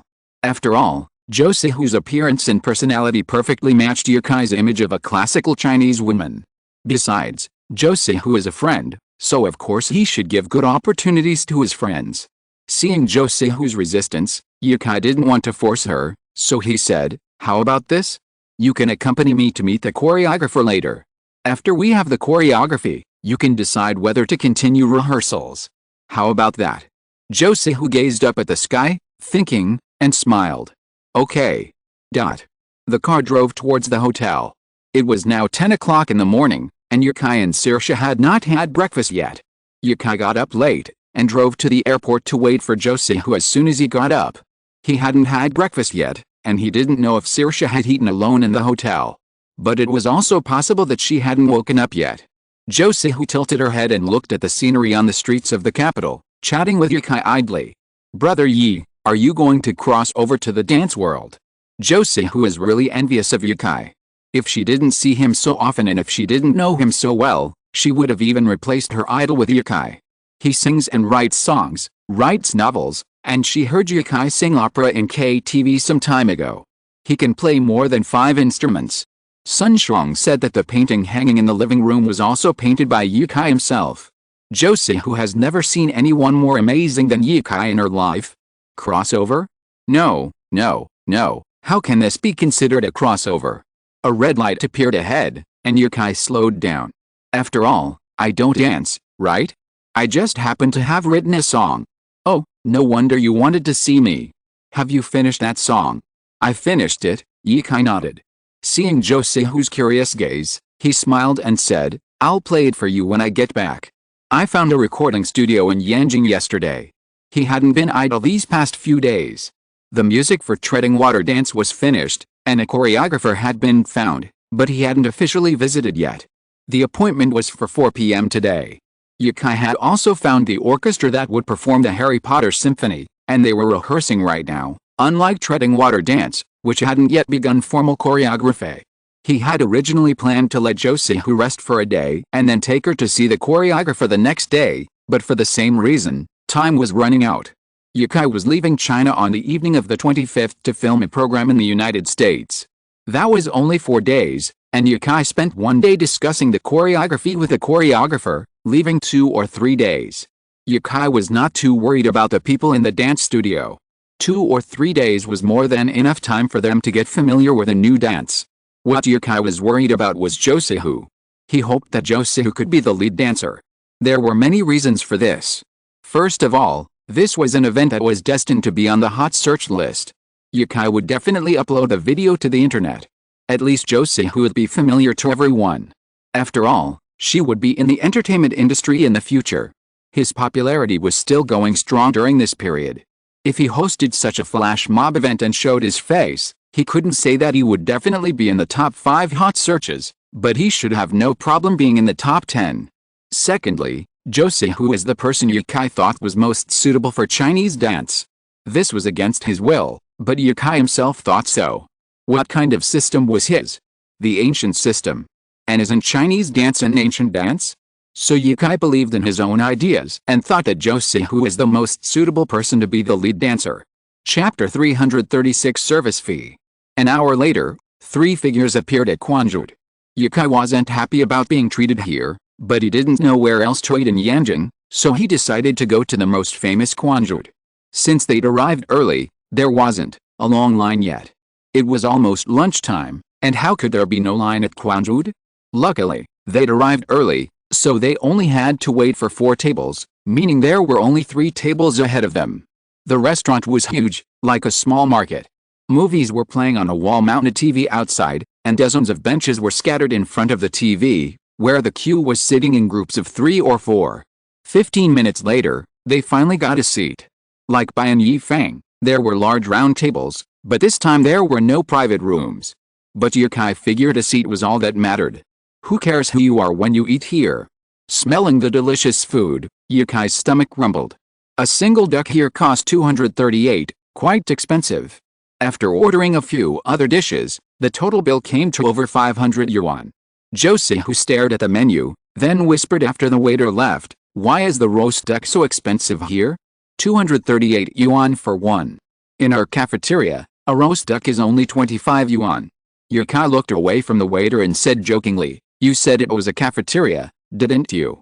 He gestured for Josie to look at the quadrat sign not far away. "Look at that sign. Doesn't it look particularly impressive? It's a century-old restaurant. They don't just eat roast duck here, they're called IP." Josie pondered for a moment. "I still think it's expensive. I just don't know if it's delicious." "It's delicious." Saoirse nodded affirmatively. Actually, Sun Xiang and Josie both came from well-off families, professional second-generation rich. But they weren't extravagant in their lifestyles. Perhaps that's why they bonded so well. The last time he took Yukai to that private restaurant, Sun Xiang felt bad for a long time. Being a second-generation rich isn't always a given. If your family doesn't give you money, what else can you do? Money doesn't just fly in your face, so it's hard to be extravagant. Sun Xiang's car and house were both gifts from his father. He couldn't sell them, or his already meager allowance would be even smaller. Yukai knew Josei's family was also quite wealthy, but he had no idea what business they ran. He hadn't inquired. So, despite Sun Xiang's family's thriving business, none of Yukai's friends were richer than Yukai. While others held on to real estate, Yukai held on to cash. The roast duck was wheeled up, and the waitress who had taken their order joined them. "Excuse me, the roast duck is ready. We usually have 3 ways to slice it. Is the traditional slicing okay?" "Yes," Yukai nodded. The accompanying chef, upon hearing this, picked up his knife and began slicing. Yukai had never seen this before at Ban Yifeng. It must be a traditional quadrat specialty, right? Perhaps there was even a performance element to it. The chef first carved a strip of meat from the duck's belly, then sliced it left and right along that line. The resulting slices resembled what Yukai had previously eaten, arranged in scaly shapes on a plate. The small, curved dish for dipping sauces was attached, offering 5 different types: pickled cabbage, sugar, soy sauce, and minced garlic. Quadrat's roast duck was sliced very thinly. He tried 2 pieces and found the taste quite good. The duck skin melted in his mouth when dipped in sugar, and not only Yukai, but Josie also took to it. After the dishes were served, the table was piled with bottles and cans. A lotus leaf pancake was placed in a steamer. He picked it up with chopsticks and placed it in a bowl, then helped himself to the side dishes. This was essentially how he ate the entire table. Yukai noticed that few people were ordering meals, but he had gotten up early to pick up Josie and was hungry, so he ordered duck soup with rice, using duck bones. The duck bones were for the roast duck they ordered, but if you wanted the soup or to make it with rice, you had to add 20 yuan. Josie rolled up a lotus leaf pancake and held it in her hand for a moment, then suddenly took out her phone, took a picture, and said to Yukai, "Brother Yi, don't you think it looks like a fast food chicken roll?" Yukai wrapped a bunch of vegetables in the lotus leaf pancake, looked at his work, and nodded. "Yeah, it does look a bit like it, but it should be called a duck roll." The roast duck was actually quite greasy, and the flavor wasn't as good as the ones at Ban Yifeng, but with a cucumber and lettuce, the greasiness was offset, making it much more delicious. Saoirse wasn't very skilled with chopsticks, and it wasn't easy to wrap a roll with a fork, so after Yukai finished one, he helped Saoirse roll one as well. Watching Yukai feeding Saoirse, Josie suddenly felt a craving for lemon juice. Why didn't she want to come alone? It was because of things like this. "You two are showing off your affection, and I have to eat the roast duck alone. This roast duck is so sour." With this in mind, she stopped caring about her figure and turned her grief and anger into appetite, and ate. Although Josie ate happily, she felt that the roast duck was not as delicious as the one made in the cafeteria. Come to think of it, Josie looked at the increasing number of customers and gradually understood the weakness of Quadrat's roast duck, which tasted mediocre. Nonsense, they receive so many tour groups every day, a huge crowd of people, and they can't wait too long. Can the quality of the roast duck produced in this way be guaranteed? However, even so, Josihu still felt satisfied. I have also eaten roast duck in Yanjing, and the wish I made before coming to Yanjing has been half fulfilled. I just wait until I have time to climb the Great Wall by myself. In this way, my trip to Yanjing will be perfect. After eating for more than half an hour, they finally left the table. After paying the bill and taking it, Yukai asked Josihu, "How was it? Was it delicious?" Josihu nodded modestly. It tasted good, not disappointing. Yukai took a breath, puzzled. Strange. Was it really because he couldn't get used to Yanjing cuisine? Why did Saoirse and Josihu think it was delicious, but he thought it wasn't as good as the street vendors? He glanced at the bill. It totaled 586 yuan, including a 58 yuan service charge. This was the first Chinese restaurant Yukai had ever eaten at that charged a service charge, and in line with international standards, it was 10%. The service was actually quite good. Yukai always tipped when dining abroad, so he wasn't so averse to the service charge, but he still felt a little awkward. Yukai felt that the best thing about Quanzhou's service was the good looks of the waitresses. They were all pretty girls with nice figures. After 3 rounds of drinks and 5 dishes, each one looked more radiant than the other in the swirling steam of the restaurant. Well, Yukai got a cold shoulder from 2 of the girls for that. Chapter 337 What if I had a daughter? Yanjing Dance Academy. This was once China's first professional dance academy. Its folk dance and classical dance departments are renowned internationally, having performed at numerous international events. While many other dance programs are offered abroad, China's folk and classical dance programs are unique here. The sun was scorching today, and Saoirse didn't want to go out, so she stayed in the hotel to watch a TV series, the TV adaptation of Chinese Paladin. Yukai wasn't entirely impressed by the show, but the ratings were high, and many people loved it. Yukai and Josihu went to the Beijing Dance Academy to visit a classical dance professor they had arranged to meet. Compared to other universities Yukai had visited, the Beijing Dance Academy's grounds were modest, with a refined and compact design. A stone tablet at the entrance read the school motto, "Follow the way and respect virtue, harmony between heaven, earth, and man, integrate literature and dance, and develop both virtue and art." Upon entering the academy, one was greeted by a lush green square. To the left, a small grove of trees and numerous pavilions were built. A month ago, many students would have been listening to music or reading in the pavilions. Although there were still students on campus, most had already gone home for the holidays. At a dance academy, women usually outnumber men by about 3-1. And the students were much more attractive than at a typical university, with most being tall and slender. There might be some shorter ones, but I didn't see anyone overweight. Perhaps this was a school culture? After all, most people in the school were on a diet to stay in shape. Even if one person wanted to eat a little more, they'd feel out of place and start to control themselves. Yukai's walk through the campus was truly eye-opening. He felt like Tang Sanzeng and his disciples were visiting the kingdom of women. Besides, it was still holiday season. If they'd visited in March or April, wouldn't they have entered the silken web cave? Pick any of the people out and they'd probably be goddesses from other schools. From the main gate to the residential area, they traversed nearly the entire campus, arriving at the northernmost residential building where Professor Yang lived. Yukai, carrying the fruit he'd bought on the way, knocked on the door. With a click, the security door swung open from the inside. A girl in her 20s, wearing a tight dance outfit, stood in the entrance hallway, holding the doorknob with one hand and the other on the door frame. "Who are you? Could this be Professor Yang's student? Still working so hard even on holiday?" Yukai quickly replied, "Hello, I'm Yukai. I made an appointment with Professor Yang yesterday." "Yukai?"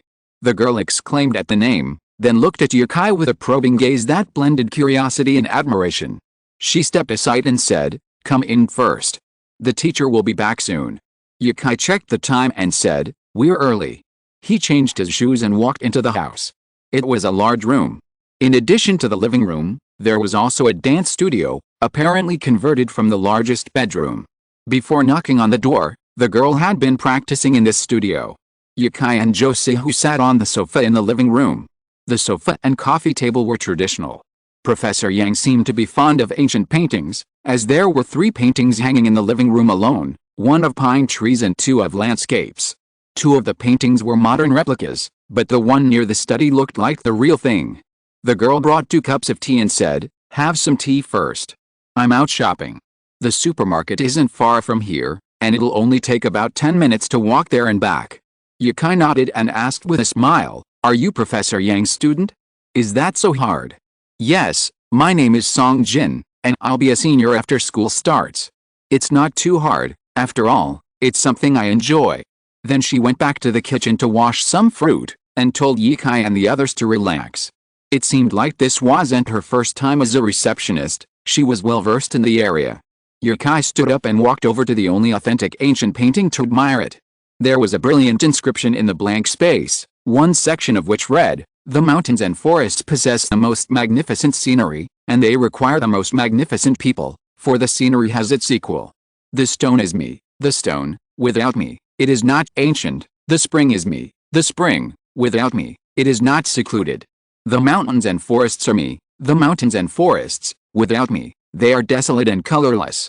Although, without the cultivation and contemplation of the calamities, one's spirit and bones are pure, how can one easily enjoy and remain here for years?" This long passage of classical Chinese seems specious, but the central idea can be summed up in one sentence. The mountains and forests are enchanting and beautiful because of my presence, without me, they are desolate and colorless. Yukai actually shared this sentiment, especially when he discovered undiscovered scenic spots. The mountains and forests are mountains and forests, the sunset is the sunset, the spring is the spring. If I hadn't visited those places, these things wouldn't be considered scenery. But when I came and discovered them, the scenery of this place came alive. At this moment, the door opened, and a woman who looked to be in her 30s walked in, carrying shopping bags. When she saw Yukai and the others, she was startled for a moment, then immediately smiled. "Is that Yukai? You're here so early. Better to be early than late, and I feel so empty and lost if things aren't done right. You look so young, teacher. Why didn't I meet a professor like you when I was in college? You just like pretty people." Yukai fell silent. Teacher Yang was right, but the teachers Yukai had met from elementary school to college were all ordinary, most of them over 40. She had extensive experience as a repairman. Professor Yang's real name was Yang Junayan. Born in 1977, she was actually 43, but she looked only 30, and her makeup wasn't heavy. It was clear she'd taken good care of herself. Yang Junayan put her shopping bags in the bedroom, walked out, and sat down. "When I came in, I saw you studying that painting. Do you like ancient paintings, too?" Yukai nodded.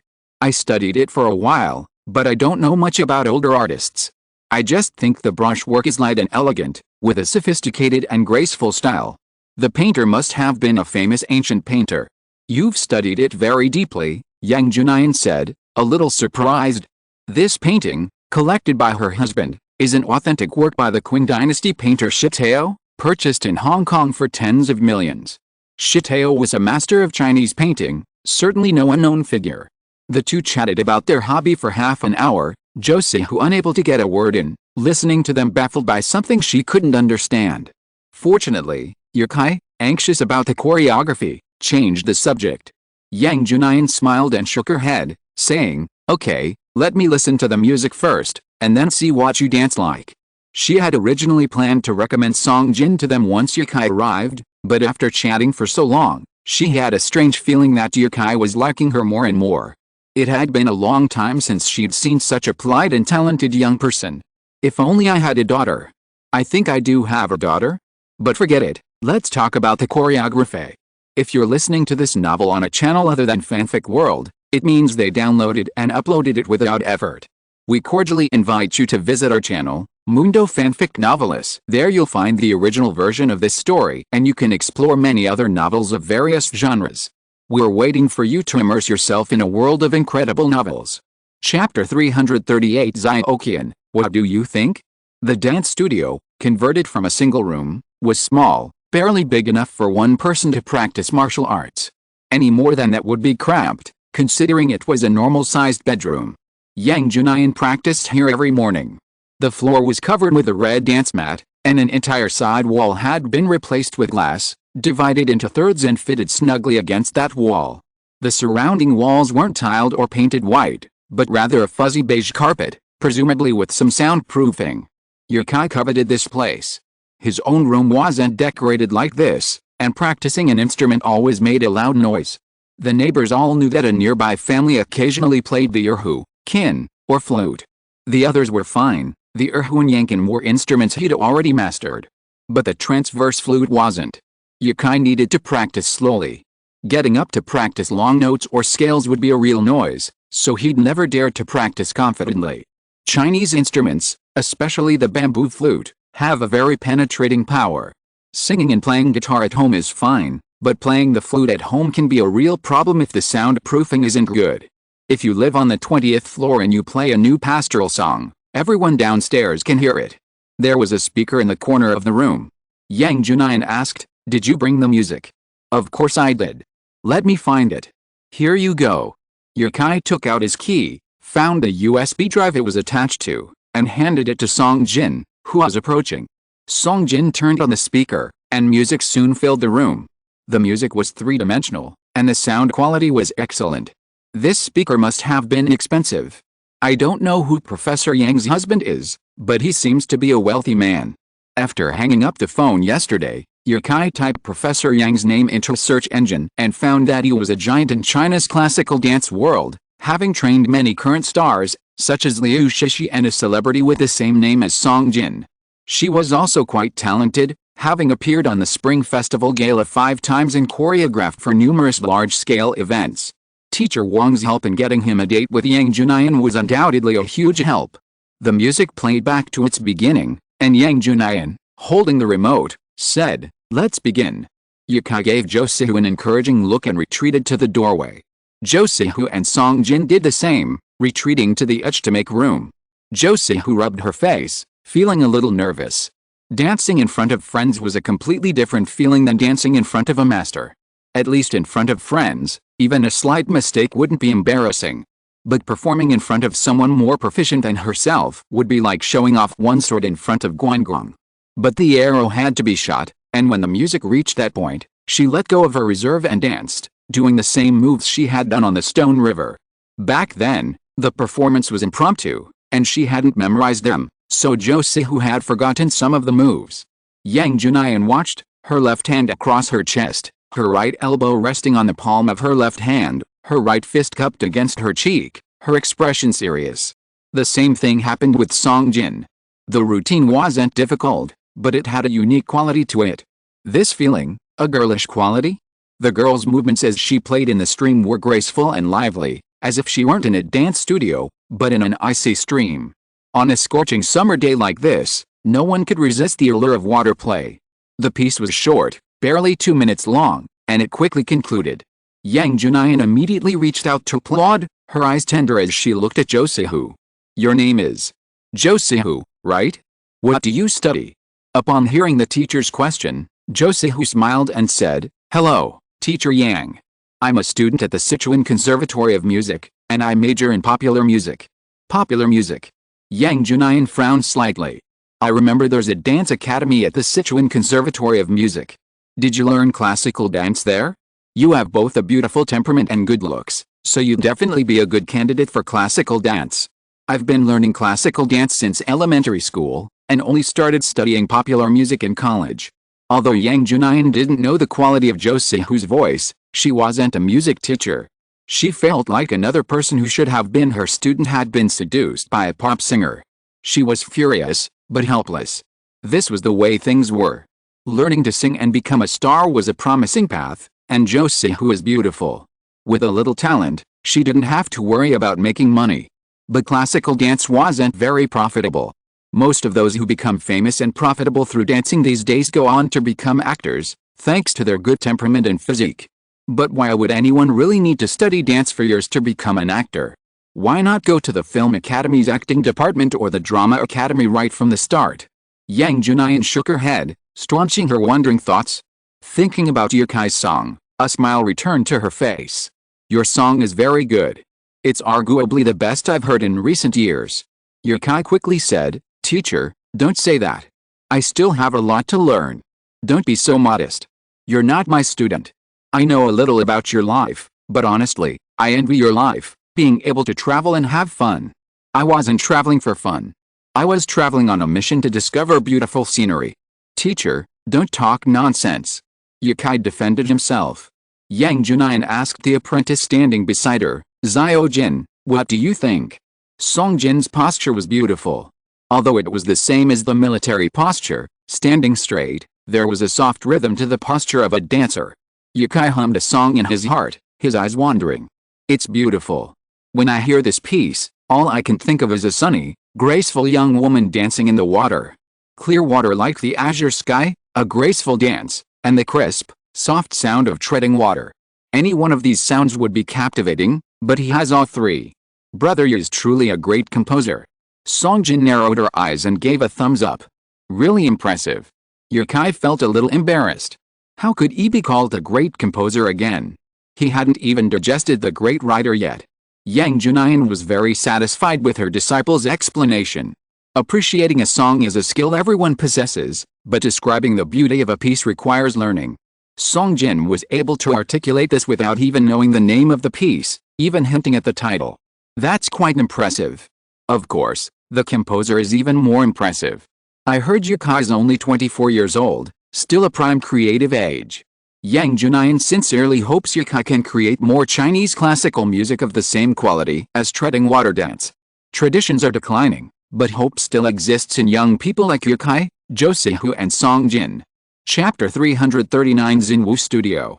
The next day, Yukai met Song Jin outside the Beijing Dance Academy. Song Jin had been a teacher for the past 2 days, and the choreography for the entire piece was developed by her and Professor Yang, who had worked through the night. After Song Jin got into the car, Yukai asked, "Is Professor Yang coming?" "She's on break, but she should come over this afternoon." "What dance company are you looking for, Brother Yi?" "Xinwu Studio," Yukai replied quickly, reaching down to pull down the sun visor. "I heard they're very well known in the industry and have collaborated with many organizations." Yukai had no connections in Yanjing. From choreography to dance studios to airports, everyone else had connected them for him, though he still had to negotiate on his own. They had simply given him the opportunity to meet them. Actually, things were pretty good with Professor Yang Junyan. She looked young, and her mindset was youthful. There was no generation gap when communicating with her, it was very comfortable. The studio was no different, a single phone call and they were already in place. If Yukai hadn't made his own appointment with a choreographer, the studio might have already finalized the choreography and begun intensive training. The most challenging aspect might be the connections at the airport. After bringing Josihu and Song Jin to Xinwu Studio today, Yukai still needed to go to the airport to discuss the flash mob with the person in charge. In the car, Song Jin leaned back in the back seat and said, "Well, that's a studio set up by a senior from our school. Many of the people there are former graduates. You look familiar with them?" Yukai asked. Mastering subtle expressions, Yukai could read the girl's unconcealed thoughts. Even without seeing her face to face, he could see the relief on Song Jin's face.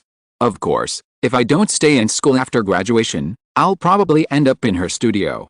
For those of us who study dance, there are only a few career paths. Either join a dance studio or become a dance teacher. You can't just let a professional dance graduate from the Beijing Dance Academy lead a square dance in People's Square, right?" Yukai doubted the school would revoke the student's diploma if he did so. Saoirse had seen Josihu's performance the previous night and was now deeply interested in Chinese classical dance. She and Song Jin chatted non-stop, their exchanges alternating between Chinese and English, quite comical. After driving for about 40 minutes, Yukai parked in a commercial underground parking lot. Xinwu Studio, established in 2006, rose to fame after its performance at the 2008 Olympic opening ceremony. Over the past decade, it has gradually become a leading dance studio in China. This commercial street is located in the bustling district of Yanjing, just a few blocks from Wangfujing, and boasts a huge flow of people. They have an entire office building, which, from a distance, appears to be a triangular glass structure. Only once you get inside, you'll see that within the triangular glass, there's actually a semi-enclosed structure. Entering the building, you're greeted by a small fountain. In its center, a stone sculpture of a dancing woman in ornate attire is featured, exquisitely detailed and beautiful. Pedestrians were snapping photos with their phones. Further inside, there was a reception desk occupied by 4 young women whose looks would have rated above 80. Song Jin, who knew them, approached them, chatting and laughing for a moment before they took the elevator to the 4th floor. The building had dedicated dance areas for various dances, including tap dance, a style rarely seen in China. The largest section, however, was jazz, which occupied an entire floor. The elevator was glass, and as Yukai passed through the second floor, he could see many people standing in the hallway, some clutching their phones, others craning their heads to watch the dancers in the studios. Because of the wall separating them, Yukai couldn't tell what was going on inside, though he could faintly hear the rhythmic sounds of European and American music. The fourth floor held areas for Chinese folk dance, classical dance, and court dance. While the distinction between classical and court dance wasn't significant, each had its own dedicated studio and office area. Yukai was supposed to go to the classical dance area to find someone named Zhang Xiu, but Song Jin took over and walked into the classical dance office. Less than a minute later, she brought out a somewhat chubby man, but Yukai didn't know how to describe it. A man with a slender figure? Hello, this is Zhang Xiu, the one you spoke to yesterday.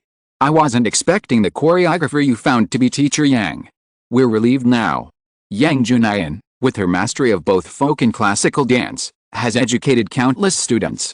Xinwu Studio, headquartered in Yanjing, estimates that 70% of the classical dance section is Yang Junayan's student body. Yukai extended his hand to shake his, then asked, "We're planning a flash mob event. Can we stage this dance performance before July 25th? Zhang Xiu confidently replied, "Mr. Yi, don't worry. Forget 3 days, give us 2 days, and we'll definitely give you a visual marvel." The Beijing Dance Academy is unlike any other local academy. Students who graduate from here possess a sense of confidence and pride. With only a handful of students admitted each year, and those who begin dance in their teens, how can they compare to those who have been practicing the fundamentals since childhood? And not to mention the Beijing Dance Academy's affiliated high school, which is located within this university. Yukai then discussed the dance with Zhang Xiu. There were 18 people involved. Zhang Xiu had originally planned to rehearse together, with the best dancer taking center stage. However, since Yukai had called Jo Se-hu over, he knew she wouldn't be a supporting role. The two debated this for a long time.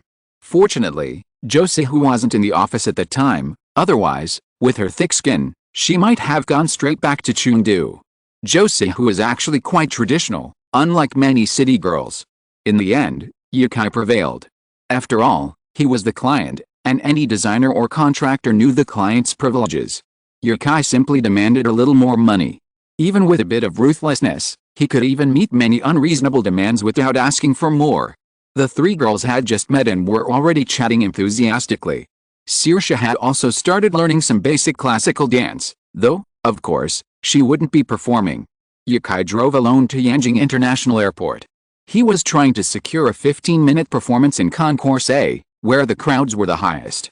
While this could boost the airport's profile, it was actually quite difficult. If this is considered a performance, then Yukai is undoubtedly the director of this performance. Yukai is a writer, a composer, and a singer. He has a certain influence in these areas, but these identities do not mean that he can be a good director.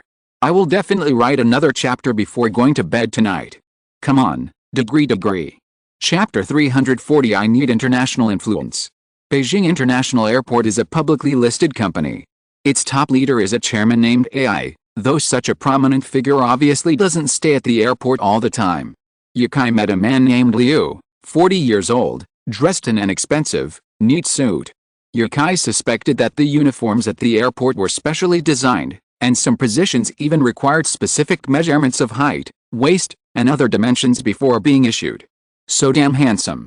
In the brightly lit, white reception room, Yukai shook hands with the manager, Liu. Liu extended his hand politely, saying, "Mr. Yi, please take a seat." "Thank you, Mr. Liu."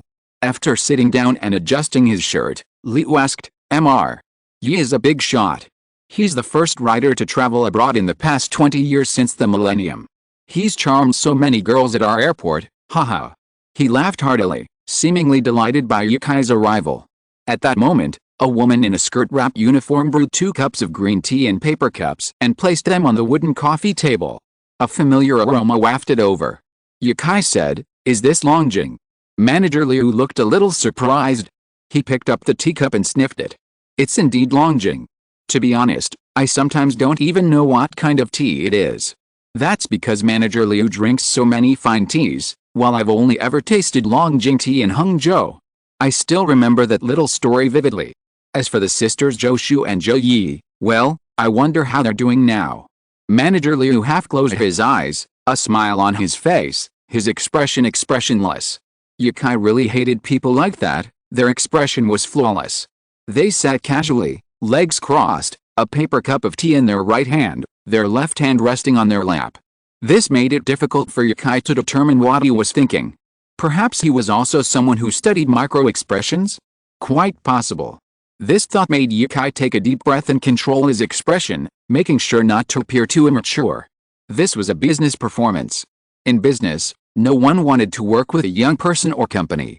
Finally, Manager Liu put down his cup and said with a smile, "Mr. Yi, are you from Chengdu? There's a saying in Chengdu, a wild boar can't eat fine bran, haha. I'm not particular about food and drink, as long as I can eat and drink, I'm fine." Manager Liu was very interested in Yukai's travel experiences, but Yukai clearly didn't want to discuss the topic. It wasn't that he didn't want to talk, but his appointment was only for half an hour. To be frank, in half an hour, Yukai had to leave. No one would care whether he talked about business or not. This actually showed that the airport didn't really want Yukai to perform there. This was understandable. If Yukai were the person in charge of the airport, he wouldn't allow a performance group with no resume to perform at the airport for a flash mob with unknown results. It would be fine if it succeeded, but what if it failed?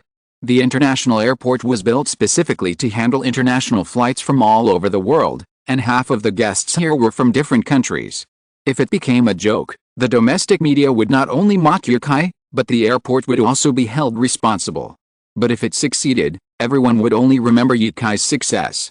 What would the impact be on the airport? It's fair to say there's no impact at all. Perhaps many people will learn about the international airport because of the flash mob, but Chinese citizens who don't need to fly abroad won't fly here. Compared to the negative impact of Yukai's failed flash mob at the airport, the downsides outweigh the upsides. After all, Capital International Airport isn't a small company, but a publicly listed company with hundreds of thousands of employees. Some risks can't be taken if they can avoid them. Manager Liu actually admires Yukai. After meeting him, he feels he's a good friend, someone they could meet for tea and chat after get off work. But Manager Liu doesn't want to take responsibility for company matters. Unable to tolerate this roundabout way of talking, Yukai offered, "We'd like to borrow 15 minutes of time in Concourse A at the airport to stage a flash mob." "What do you mean, Manager Liu?" Sitting nearby, Manager Liu took a deep breath of tea, put down his cup, and said with a smile, "Oh, I don't really understand what you young people are doing with flash mobs, but you know, there are a lot of foreigners here, and we need to be mindful of the international impact. It's precisely because of this concern that I chose to come here," Yukai said with a slightly more serious expression. Manager Liu's smile paused, then faded. "Go ahead. For the flash mob, there are 4 performances in 15 minutes. I think the first one should attract tourists from Europe and America, so I've invited the China Philharmonic Orchestra from Beijing." "You invited the China Philharmonic Orchestra?" Manager Liu looked a little surprised. The Philharmonic Orchestra is more than just an orchestra, it holds a special symbol in the hearts of music lovers around the world. It began as a group of musicians who had left the imperial courts in the West to perform among the people. Over time, the name has become synonymous with music enthusiasts in a love of the art form. The most famous are the Berlin Philharmonic, the Vienna Philharmonic, the New York Philharmonic, the London Philharmonic, and the Royal Liverpool Philharmonic, all of which are world-class. The China Philharmonic, of course, was also formed, and is one of the top symphony orchestras in China. Manager Liu was clearly a music lover himself, otherwise he wouldn't be so surprised. Yukai felt a sense of pride in this. Although he had been introduced to the Philharmonic Orchestra by someone, they had immediately agreed to play the piece after reviewing the score. "Well, I'm a bit surprised. To be honest, letting you perform at the airport wasn't a decision I could make alone. We discussed this with the higher-ups last night." Manager Liu carefully explained to Yukai that the fact that the Philharmonic Orchestra was invited was a testament to the quality of the music. Yukai felt a little disappointed upon hearing this. If this airport didn't work out, he'd try another one in Yanjing, which was far from what he had envisioned. In Yanjing, Only this airport had a large number of international flights and tourists from all over the world. Seeing Yukai's somewhat disappointed expression, Manager Liu felt a sense of pride, thinking to himself, "Young man, the old ones are still the best. If you want to outsmart me, you better learn some thick-skinned tactics." But Manager Liu suddenly said. Yukai looked up. Could there be a turning point? Manager Liu waited a moment, seeing no sign of anxiety on Yukai's face. He rolled his eyes childishly and continued. "But it's not completely impossible. I also often go to the theater to watch concerts. I believe that with the appearance of the China Philharmonic Orchestra, at least your performance can be stabilized and you won't make a joke. I'm sorry that I'm a bit blunt. But I hope to see at least one rehearsal of yours before that, thanks to the symphony lovers, thanks to the China Philharmonic Orchestra." Yukai was overjoyed and stood up to shake hands with Manager Liu. "We will not let you down. I will let friends all over the world see our Chinese dance and Chinese music. It's still less than 10,000 words. I calculated that it's only 1,000 words short. Let's talk about it tomorrow. I'm too sleepy. Please give me your monthly votes." Chapter 341 Final Preparations. On July 23, at Zimonwei Street in Yanjing, in the Philharmonic Orchestra's rehearsal hall, Yukai was collaborating with over 30 young people. Only one of them was slightly older, Wang Zhenping, who had just celebrated his 42nd birthday and was a rather reserved individual. Yukai was collaborating on this piece with the China Philharmonic Orchestra, but only 5 or 6 of them were officially on the staff, the others were currently non-staff. The China Philharmonic Orchestra was a national-level orchestra, affiliated with the Radio and Television Bureau and directly managed by CCTV. It was also because Yukai had only recently been in the news that he would have been unlikely to have been able to secure a performance with him. The rehearsal hall was a Western-style building with a curved exterior, housing a stage and seating, where Yukai was currently seated. Hearing a live symphony was an absolute delight. The unique architecture allowed the music to resonate endlessly, and the notes of various instruments flooded into his mind, like the gentle touch of a goddess of music caressing his cheek. As Wang Zhenping drew his baton for the final time, everyone's movement ceased, and the music abruptly ended. Yukai stood up, straightened his clothes, and clapped his hands as he walked onto the stage. "I didn't know what a national-level symphony orchestra was like until today. This is simply amazing. Your music is great, it's perfect for an orchestra," Wang Zhenping replied with a smile. The musicians gradually gathered around, and soon a conversation broke out. Some were fans of Yukai, but most were not. They were curious about how he had composed such a piece. The music was excellent, but it was utterly out of place with the traditional Chinese style. This kind of magical and mystical music has always been a Western specialty. How could Yukai write novels like Harry Potter, which are so beloved by Westerners, and even compose such a Western-style symphony? Yukai, truly, is an amazing person. Wang Zhenping had wanted to discuss music with Yukai more, but now was clearly not the right time. These people had been so arrogant before, how could they suddenly become so vulgar? He frowned and shouted. "What are you arguing about? Go back and familiarize yourself with the music. The performance is the day after tomorrow. Time is tight and the task is heavy. If something goes wrong, you already know what kind of person Chief Chen is." The young performers dispersed with discontent on their faces. Wang Zhenping sighed, glanced at Yukai, who had always smiled, and said, "A qualified symphony orchestra should sometimes be like the military. Youth is a good thing, but they are clearly too frivolous. But young people's curiosity can drive the world." Wang Zhenping looked at Yukai for several seconds before chuckling and saying, "Indeed, the world belongs to you young people after all. By the way, have you confirmed where the performance will take place?" "Most likely the international airport. Manager Liu from the airport will be here to watch the rehearsal tomorrow. The classical dance should be almost done tomorrow and can be rehearsed together with the symphony orchestra here. Now we should figure out how to arrange the program. Harry Potter Symphony Treading Water Dance Ode to the Motherland?" Just as he was about to discuss it with Wang Zhenping, a phone call came in. Yukai looked at the caller ID, apologized to Wang Zhenping, and said, "It's the publishing house that's looking for me. I'll go take a call." Wang Zhenping nodded slightly and made a gesture of invitation to Yukai. After leaving the rehearsal hall, Yukai answered the phone. Joe Kevin's voice rang out impatiently from the phone. "I'm Joe Kevin. We've arrived in Yanjing." Hearing the voice of his old friend, Yukai joked, Why does your publishing house always send you out alone? Aren't there any beautiful young ladies? I'm mainly responsible for your book, great writer. You're not a good boss. I haven't slept well this month because of promoting Harry Potter, and you want to replace me. Joe Kevin complained loudly indignantly. I'm already promoting it, Yukai chuckled. This flash mob event was primarily to help them back home, oh no, to promote his new book. Are the posters I need ready? Yes, we're already in Yanjing. There are 4 of us, and there's the pretty lady you asked for. Yukai heard a faint female voice and laughter from the other side, but he was joking. It would be best if Joe Kevin continued to be his personal editor. That's the good thing about being a famous writer. Whenever you call your editor, they'll always have time to deal with your requests. An hour later, Yukai met Joe Kai and his group at the hotel. The posters couldn't be unfolded here, so Yukai could only see them from the photos on his phone. They were 3 newly drawn illustrations that would be lowered from the 2nd floor of the airport. Each was 7 meters tall and 5 meters wide. One depicted Dumbledore, the Hogwarts headmaster, waving his wand, depicting a white-bearded old man. The second depicted a young man flying through the sky on a broomstick, with a nightscape of Victorian London below. The third picture was a scene from Diagon Alley, where wizards were trading magical props. Yukai had already met the people Joe Kwan had brought with him, 2 men and 1 woman. Together with Joe Kwan, they would be solely responsible for managing Yukai's work as an author. Although he hadn't yet signed a long-term contract with a publishing house, Yukai's achievements warranted a larger investment from Rip Culture. After confirming that there was nothing else to prepare for the day, Yukai enthusiastically called out, "Come on, I'll take you to try the cuisine of our capital." The young woman, a recent graduate who had joined the publishing house, immediately raised her hand and said crisply, "Shall we go for Peking duck?"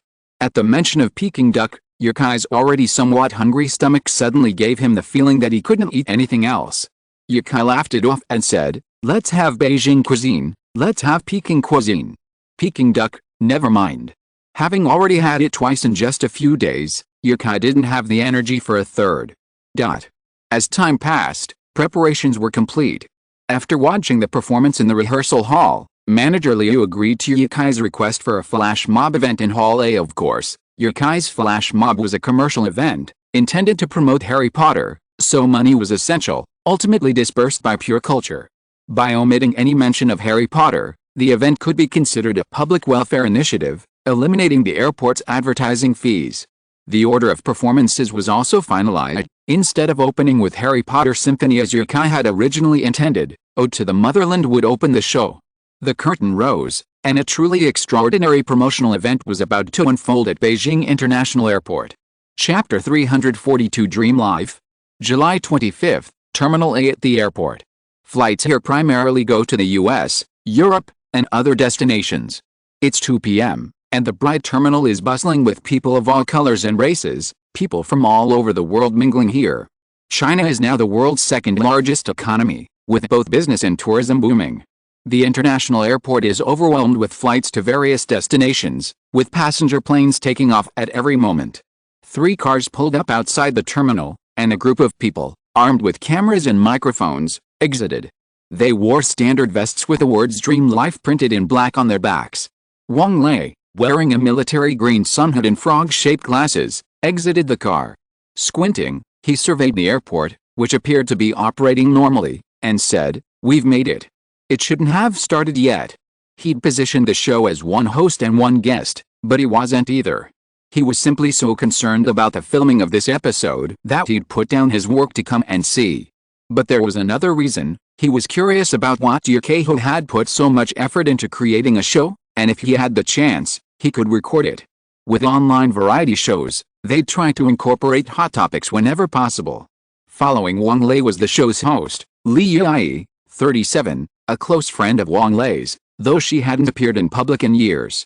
Now that her child was 7, she'd found time to pursue her passions. Unlike the cheerful Wang Lei, however, her face was filled with anxiety about the show. Before signing the contract, she'd imagined Dream Life to be a variety show where she'd travel the world. Hey! By then, Wang Lei had already contacted Yukai. The curtain at a corner of the terminal had been drawn. Yukai, answering the call, emerged from the airport and greeted Wang Lei from a distance. After hanging up and approaching, Yukai and Wang Lei hugged each other and smiled. "Mr. Wang, you're here so early? Aren't our flights scheduled for 9 p.m.? It'll take me at least 2 hours. No problem, no problem. I've always been curious about what kind of show you're planning. We'll record it together. You don't mind, do you? Wang Lei smiled. We're just here to record your flash mob event. Such a grand event doesn't require the production team's own funding. Wang Lei felt relieved. I asked you to give me a difficult question, and you're already exploring the American West forests on our first episode. Why aren't you just flying? Many people were already looking at him. Yukai was worried that if he continued chatting, someone would guess something, so he said, of course, no problem. Let's go in and get some rest. He led the crew over the security tape and into the airport through an entrance. A half-minute walk down the corridor brought him to a large VIP lounge. This lounge now served as a temporary backstage for the flash mob participants. On the way, Wang Lei introduced Yukai. This is Li Yai. She used to be a host and has acted in many films. Yes, I know. I've seen her TV series before. The moment he saw Li Yai, Yukai knew who she was. Although he had only seen her on television a couple of times before, the image was still vivid in his memory. Li Yai smiled gently and said, I've been hearing your name a lot lately. A few days ago, I even went out to buy the Harry Potter book. Her voice was soft and gentle, neither coquettish nor overbearing, nor the delicate air of a Jiangnan woman. Instead, it had a slight Taiwanese accent. Wang Lei then introduced the program's director, a serious-looking man slightly shorter than Yukai, about 1.75 meters tall, and quite thin. After hearing Wang Lei's introduction, he nodded to Yukai and said, I'm Zhao Qi. Your idea is great. I'd also like to go on an adventure in the forest. The group quickly made their way to the lounge. After consulting Yukai, several cameras were turned on, preparing to capture footage that would be used in the editing process. The actual filming would begin around 8 p.m., when Yukai finished his own work and boarded the plane to the United States with a production crew. The lounge was bustling with activity, with the girls applying makeup to each other, trying to look their best even for a flash mob. Seeing Yukai bring in so many cameras, everyone looked over here curiously, and began to adjust their clothes and hair with small movements. Not only were they curious, but in fact, the people from the production team were also curious about the scene in the lounge. Most of the people here were actors who were going to participate in this flash mob. Some of them were wearing costumes, some were wearing suits, and some were wearing cleaning ladies' clothes. Most of them were holding musical instruments, violins, violas, cellos, flutes, oboes, trumpets. Those holding Western instruments gathered together, while on the other side were performers holding traditional Chinese instruments, yanqin, guzheng, pipa, and sangxin. This was the Yanjing Shanshu folk music band, here to accompany the treading water dance. The dancers of the treading water dance wore sky blue costumes, and Josie, who wore a red costume, solemn and elegant. After combing her hair and putting on makeup, she really looked like a person running out of an ancient painting. A dancer from Xinwu Studio carefully leaned into a friend's ear and whispered, breathing hotly, Zia Aoi, do you think that guy is Wang Lei? Who cares? Can you please stay away from me? Zia Aoi's ears flushed, and she pushed her friend away. That's right. Brother Yu was on longing for life, so he must be friends with Teacher Wang. In this cheerful atmosphere, 4 o'clock quickly arrived. The terminal was as noisy as usual, with passengers rushing by. A few children stopped by the airport mascot, but were quickly taken away by their parents. They didn't have much time, so to avoid delays, the parents decided it would be safer to rest in the departure lounge. A group of young foreigners lined up to check in their luggage. They had spent 2 weeks in Yanjing, fascinated by the Chinese cuisine, and before leaving, they were still thinking about the mutton hot pot they had last night. They chatted in English about what they had been up to and what interesting things to do in China. A Western family was dining in a restaurant. The father was a white man with short, flaxen hair and striking brown eyes, and his wife was Chinese, also very beautiful. They were traveling with their twins, returning to the United States after visiting their grandparents. Since their flight was in the evening, they were in no hurry. After dinner, they would read in the VIP lounge while awaiting their late-night flight. Meanwhile, some strangely behaving individuals appeared at the airport. They didn't check their luggage or go through the ticket check-in process. Instead, they were using tall ladders to install special lighting. At the railing on the second floor of the airport, a group of uniformed employees stood, occupying a prime vantage point overlooking the ground floor lobby. Chapter 343 International Airport Flash Mob Event. Someone on the second floor was pointing a camera at the ground floor. The passengers were perplexed and looked around, but couldn't see anything worth filming. Many of them then looked up at the people holding the cameras. Suddenly, the entire venue fell silent. The incessant commercials on the TV faded, and as most people looked up at the people holding the cameras, the conversations dwindled. At that moment, the airport was in a state of unprecedented quiet. In the past, even at 2 or 3 in the morning, the terminal wasn't labeled quiet, it was always bustling with activity. Its clamor hadn't ceased since the airport's founding. Yukai stood in a corner, adjusted his in-ear monitor, and spoke into the microphone. "Are you all ready?" Several program managers responded simultaneously, "Yes." Yukai's eyes scanned the passengers on the first floor. Some of them had cello bags on their luggage racks. In the airport bookstore, 3 or 5 young people were carrying instrument bags. Farther away, an airport employee was pushing something covered in black cloth toward a designated location. Soon, a voice rang through Yukai's headphones. "The piano is ready." Yukai nodded with satisfaction and walked towards the center, removing his mask and hat as he walked. He whispered, "Instruments ready." He switched to microphone mode and took a deep breath in the quiet. The 5-star red flag flutters in the wind, the song of victory rings loudly. The sudden arrival of the song wasn't abrupt. Yukai's singing wasn't as powerful and forceful as a military anthem, but rather a gentle narrative of the changes the motherland had undergone over the decades. Everyone's attention now turned to Yukai. Many noticed a young Chinese man in trousers and a shirt standing in the center of the hall, singing a familiar, though incomprehensible, Chinese song. All the screens in the airport began playing prepared videos, depicting China's past and present. Beneath the scalding sweat of the construction workers, the city's area rapidly expanded. The Siphon Railway, like a spider web, was dense and orderly, connecting to every corner of the motherland. The video suddenly shifted to a satellite map of Yanjing in 1985. No city was visible on the map, only a few scattered lights and the Great Wall. The timestamp in the upper left corner of the video changed twice a second, rapidly progressing towards 2020. Every year, the satellite map of Yanjing changed. It was unknown when this particular area began to show a dense concentration of buildings, which continued to increase year by year. This rate of increase seemed incredible to outsiders, and even many Yanjing locals gasped in amazement.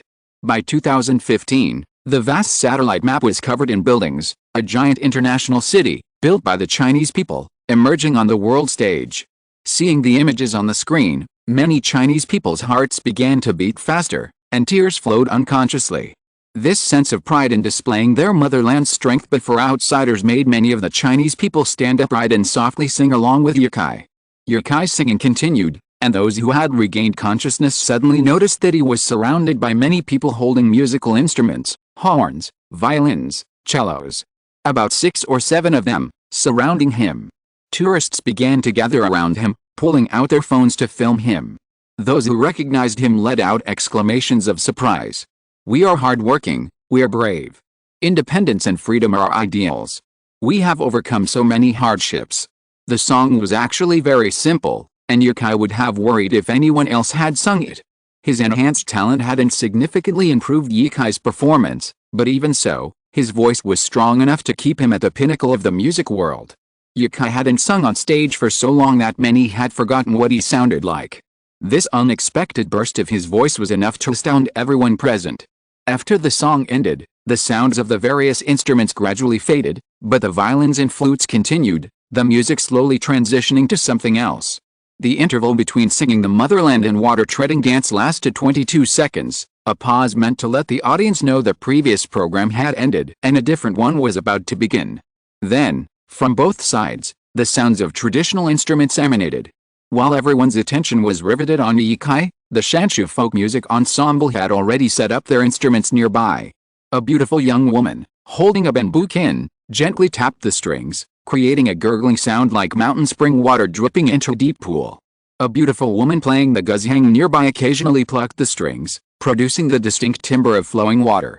The erhu and sangsan followed suit, ushering in the main melody of water-treading dance. Many foreigners had never seen these instruments before, but they found their sounds surprisingly beautiful, like a massage for the ears.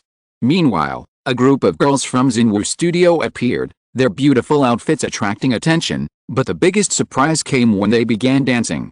The hallmark of classical dance lies in its ability to capture both form and spirit, emphasizing the rhythm of movement.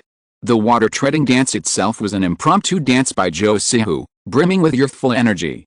Yang Junyan's subtle modifications to the movements gave it a more dynamic and refreshing feel, bringing a sense of coolness to those who watched.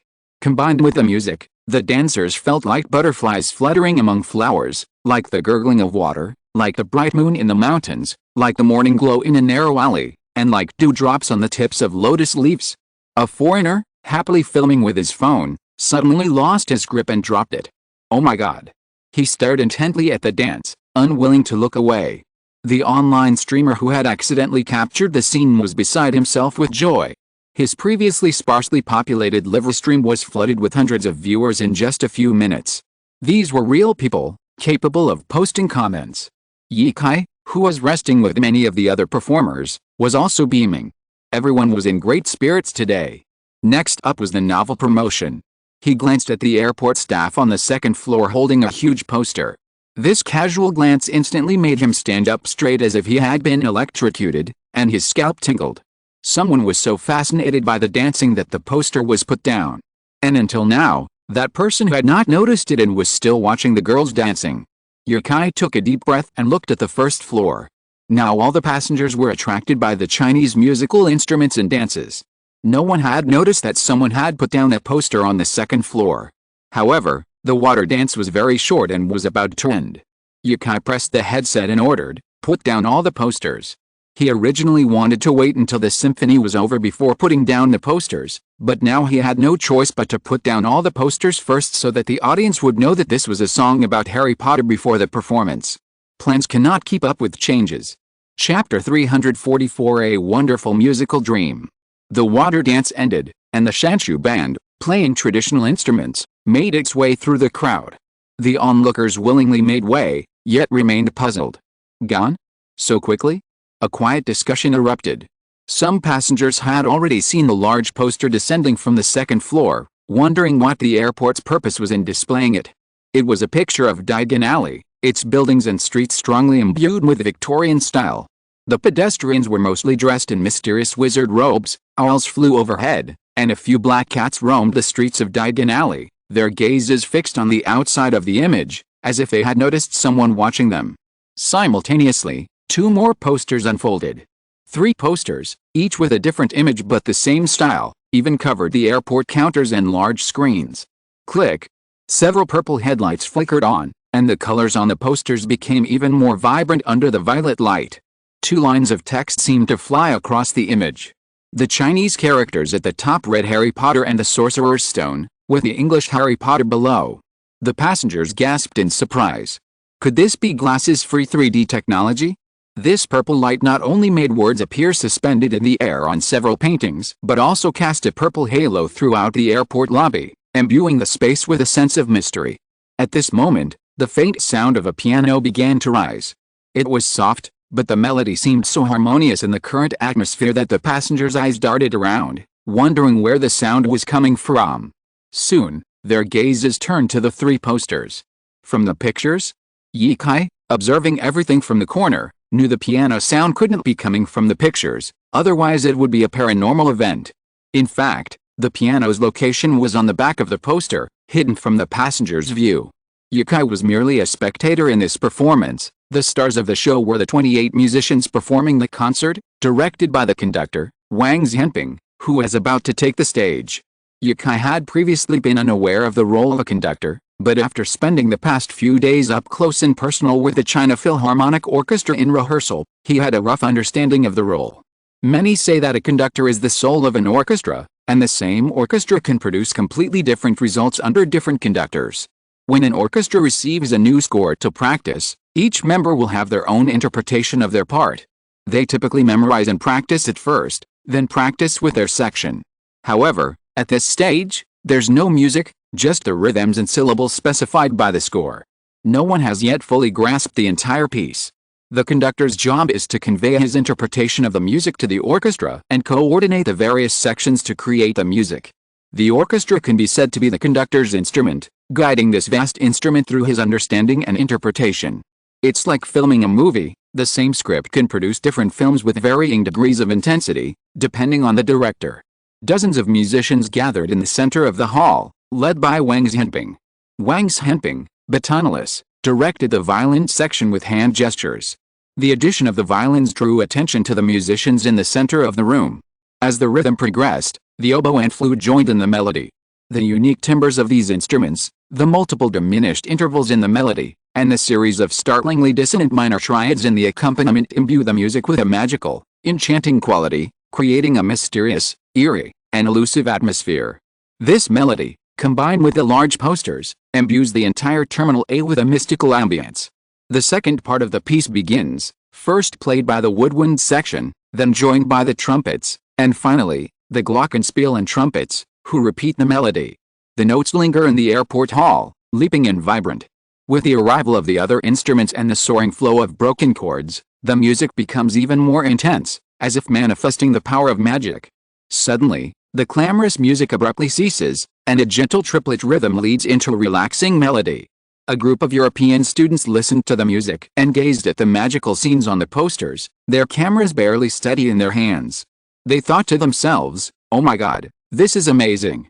Oh my God. Oh my God. Oh my God. This is unbelievable. Is this real?" It all happened so unexpectedly. They had already sensed the beauty of China since arriving, and now, before leaving, they witnessed something like this. It was truly incredible. Did the gods of China know they were leaving and send this surprise? The performers hadn't given it much thought. Even though they were members of the China Philharmonic Orchestra, many of them had never performed in front of an audience up close. Their minds went blank, fixed on the conductor's gestures, reflexively playing each note. The third section of the music began. After a brief lull, the previously lively melody resumed. The addition of various instruments, including glissando from harps and violins, heightened the atmosphere. Even some streamers' live streams were completely devoid of comments. The audience was even more astonished, some even closing their eyes to savor this unexpected concert. Finally, the opening theme note reached its climax, leaving the audience wanting more.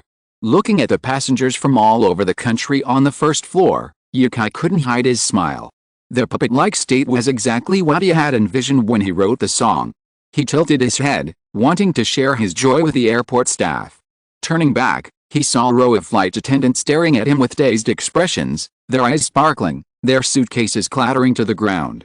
The flight attendants had just passed by, lined up neatly to watch the flash mob show, when they spotted someone even more impressive than the show itself. "What's going on? Why are you looking at me like that? Hello, your suitcase fell." Yukai suppressed his smile and nodded at them. Only then did the applause begin, the purple lights faded, and the performers left the stage in all directions. No one knew who to ask what was going on. No, there was one person who definitely knew. At this time, many people who knew Yukai simultaneously remembered the name Yukai, while those who didn't know Yukai also remembered the name Harry Potter. The posters were put away, and the big screen continued to scroll through the flights, and everything returned to 15 minutes ago. The entire terminal was the same as before, without any changes, as if the previous dances and music only existed in their own dreams. You can go listen to Hedwig's theme. If you're listening to this novel on a channel other than Fanfic World, it means they downloaded and uploaded it without effort. We cordially invite you to visit our channel, Mundo Fanfic Novelis. There you'll find the original version of this story, and you can explore many other novels of various genres. We're waiting for you to immerse yourself in a world of incredible novels. Chapter 345. The show begins. By the time the passengers finally recovered and tried to find Yukai, the entire airport had completely returned to its original state, devoid of any trace of its previous mysterious atmosphere. If things had gone according to plan, the posters would have stayed up longer. With such a surprising event, Yukai was sure many people would take photos with the three giant posters. As a well-traveled tourist, he knew firsthand what people were like. But for now, it was okay. He believed the music and atmosphere had already left a strong impression. The music, the lighting, and the posters, they seemed to combine to create a strange chemistry, creating an even better atmosphere than Yukai had imagined, a pleasant surprise. Judging by the feedback from the attendees, the flash mob went quite well, and Yukai was already looking forward to how the media would cover it tomorrow or tonight. With over 100 people participating, it was impossible to eat in the airport cafeteria, so they chartered 2 buses from the airport to a hotel in Shunai for dinner. They booked a large private room and dined for over an hour. Yukai inevitably drank a bit, but his alcohol tolerance was much better now. He was slightly tipsy, his face barely red. Wang Lei was also in the private room, but the rest of the crew wasn't there. Logically, Yukai and Li Yi's first meeting wouldn't happen until 8 p.m. After dinner, Yukai and Wang Lei walked side by side. "Yukai, you've gotten a lot better at drinking. I remember you used to only drink half a liang of baijiu, and 2 bottles of beer at most." Wang Lei was a bit dazed, his steps unsteady. He was a big drinker, usually enjoying a few drinks at home or while filming. But there were too many people here today. Over 100 people had been on edge for the past few days, and today, they performed flawlessly, all excited. Toasts kept coming to Yukai's table, and the ripples in his glasses hadn't calmed down for over an hour. "Maybe I've been drinking more lately? Isn't alcohol tolerance something you build up over time?" Yukai was also puzzled. It seemed like his alcohol tolerance had increased without him noticing. Was it since returning from the grasslands? Wang Lei didn't delve into the question. He smiled briefly, then thought of something and said, "He Jiang told me you made that King Niu drink." "Yes, it's my family's business." Wang Lei lowered his voice and said, "You should get into the food and beverage business. Open a hot pot restaurant or a noodle shop in several major cities. It'll make more money than your beverage business." "Is that so?" Yukai was stunned for a moment, thinking of a noodle shop in Chengdu owned by a celebrity. A bowl of noodles cost over 50 yuan, but the portions were generous and all topped with beef. "My dad runs King Niu. He can't sit idle, so a big part of the reason I started King Niu was to give him something to do." "Is that so?" Wang Lei smiled, suddenly realizing. "He told me about it, otherwise I wouldn't have known about it. It's okay, I've tried it anyway, and it's quite unique. I'll give you a ride later." Leaving the hotel, the breeze cleared his mind. Yukai's chartered bus would take them directly back to their workplace, while Yukai and Wang Lei took the hotel car back to the airport. The hotel was very close, a 15-minute drive outside the terminal. Saoirse and Josie who stayed at the hotel and would return to Chengdu together tomorrow. Saoirse found Chengdu with Josie who more interesting than accompanying Yukai on his adventure game trip to the United States. Wang Lei was leaving on a flight tonight. He had a show to record tomorrow, leaving him with little time to rest. During dinner, Wang Lei talked a lot about the entertainment industry, which made Yukai even more grateful that he had chosen travel and writing as his primary career after receiving the system. Being a celebrity isn't easy. Maintaining or increasing your fame requires constant screen time, and with fame comes money. To achieve this, most celebrities are constantly busy with promotions year-round. As they rushed to the airport, the Dream Life production crew had already arrived, cameras on, filming Li Yi. It was a variety show, but also a documentary. There were no set lines or game segments, it simply chronicled Li Yi as she accompanied each guest in realizing their dreams. Director Zhao Qi wasn't used to working on variety shows, he was shooting documentaries. Upon arriving at the airport, Wang Lei and Yukai separated. Yukai, remembering the advice Wang Lei had given him in the car, walked into the airport nervously, immediately catching sight of Li Yi. The group standing in the airport was incredibly conspicuous. After all these years, many people probably wouldn't remember Li Yi's name, but they certainly remembered her past roles. If it weren't for the cameras surrounding the place, as if they were filming a show, someone might have approached and asked for an autograph. Yukai approached alone, and as he approached, Li Yi, prompted by someone, noticed him. She smiled, extended her hand, and said, "Hello." Yukai shook it, smiling back, "Hello." The two had never met before today. Li Yi had been retired for years, while Yukai had only recently risen to fame. But thanks to Yukai's uncanny affability, the atmosphere quickly warmed up. But anyone else wouldn't have felt awkward around Li Yi, after all, as she was once a renowned host with a high emotional intelligence. "I heard you travel abroad often. Where did you go last time?" Yukai thought. Abroad? Probably England. He'd been mostly traveling around China lately, climbing snow-capped mountains, touring Dianchi Lake, and visiting Chang'an. Suddenly, he felt so far away. It was England. "I took a stroll around London while promoting my book. London, the Thames. I've read a lot of your travel logs lately. I'm really looking forward to traveling to America with you and learning a little about photography. Haha, there's nothing much to learn. Now the production crew had arrived, lining up to check their luggage before boarding the plane to America. The photographers and crew had to fly alone, given their limited budget. Lying on the not-so-soft bed, covered with a blanket, Yukai hoped to wake up and see the Statue of Liberty. This was his first time on a program like this, and Yukai didn't know what to say. It was mainly Li Yai who started the conversation, and Yukai kept it going. Li Yai was very curious about Yukai. If you don't count the popular stars who debuted last year, Yukai's popularity had risen most dramatically after just a few appearances. She was not at all confused about the program process after arriving in the United States. The program team would help Yukai realize his dream, and her role in the program was to dig out the stories of the guests. She was very skilled in this. After all, she was a talk show host before, but she just moved the indoor interviews outdoors. At 9 o'clock, the plane took off on time. Yukai opened his eyes and looked out the window. The stars were particularly bright in his eyes. He had had the idea of adventure for a long time. Sometimes he wanted to go to the west of China and cross the desert. Sometimes he wanted to chase tornadoes in the United States and become a storm chaser. With the protection of the program team, Yukai chose to go on an adventure in the southern forests of the United States. In fact, with so many people protecting him, the danger was very small, which was the main reason why Yukai dared to try. But no matter what, it was still an adventure. What kind of things he would encounter and what kind of scenery he would see along the way were all unknown. There will be another update later, and I will add more to make up for the previous one tomorrow. Chapter 346. There is something wrong with this director. Yukai's wish to see the Statue of Liberty was dashed. He was headed to the southern United States, not New York, and flying in wouldn't allow him to see the Statue of Liberty. Upon landing in Florida, Li Yai carried a small suitcase, while Yukai curiously stepped off the plane, hands in his pockets. Photographers were already waiting for them under the plane, cameras in hand. Yukai looked up at the blazing sun and mentally observed a 3-second silence for them. How pitiful. I usually don't go out in this kind of weather, and you're still carrying such heavy cameras around? Oh, I'll take you out for something nice to eat later.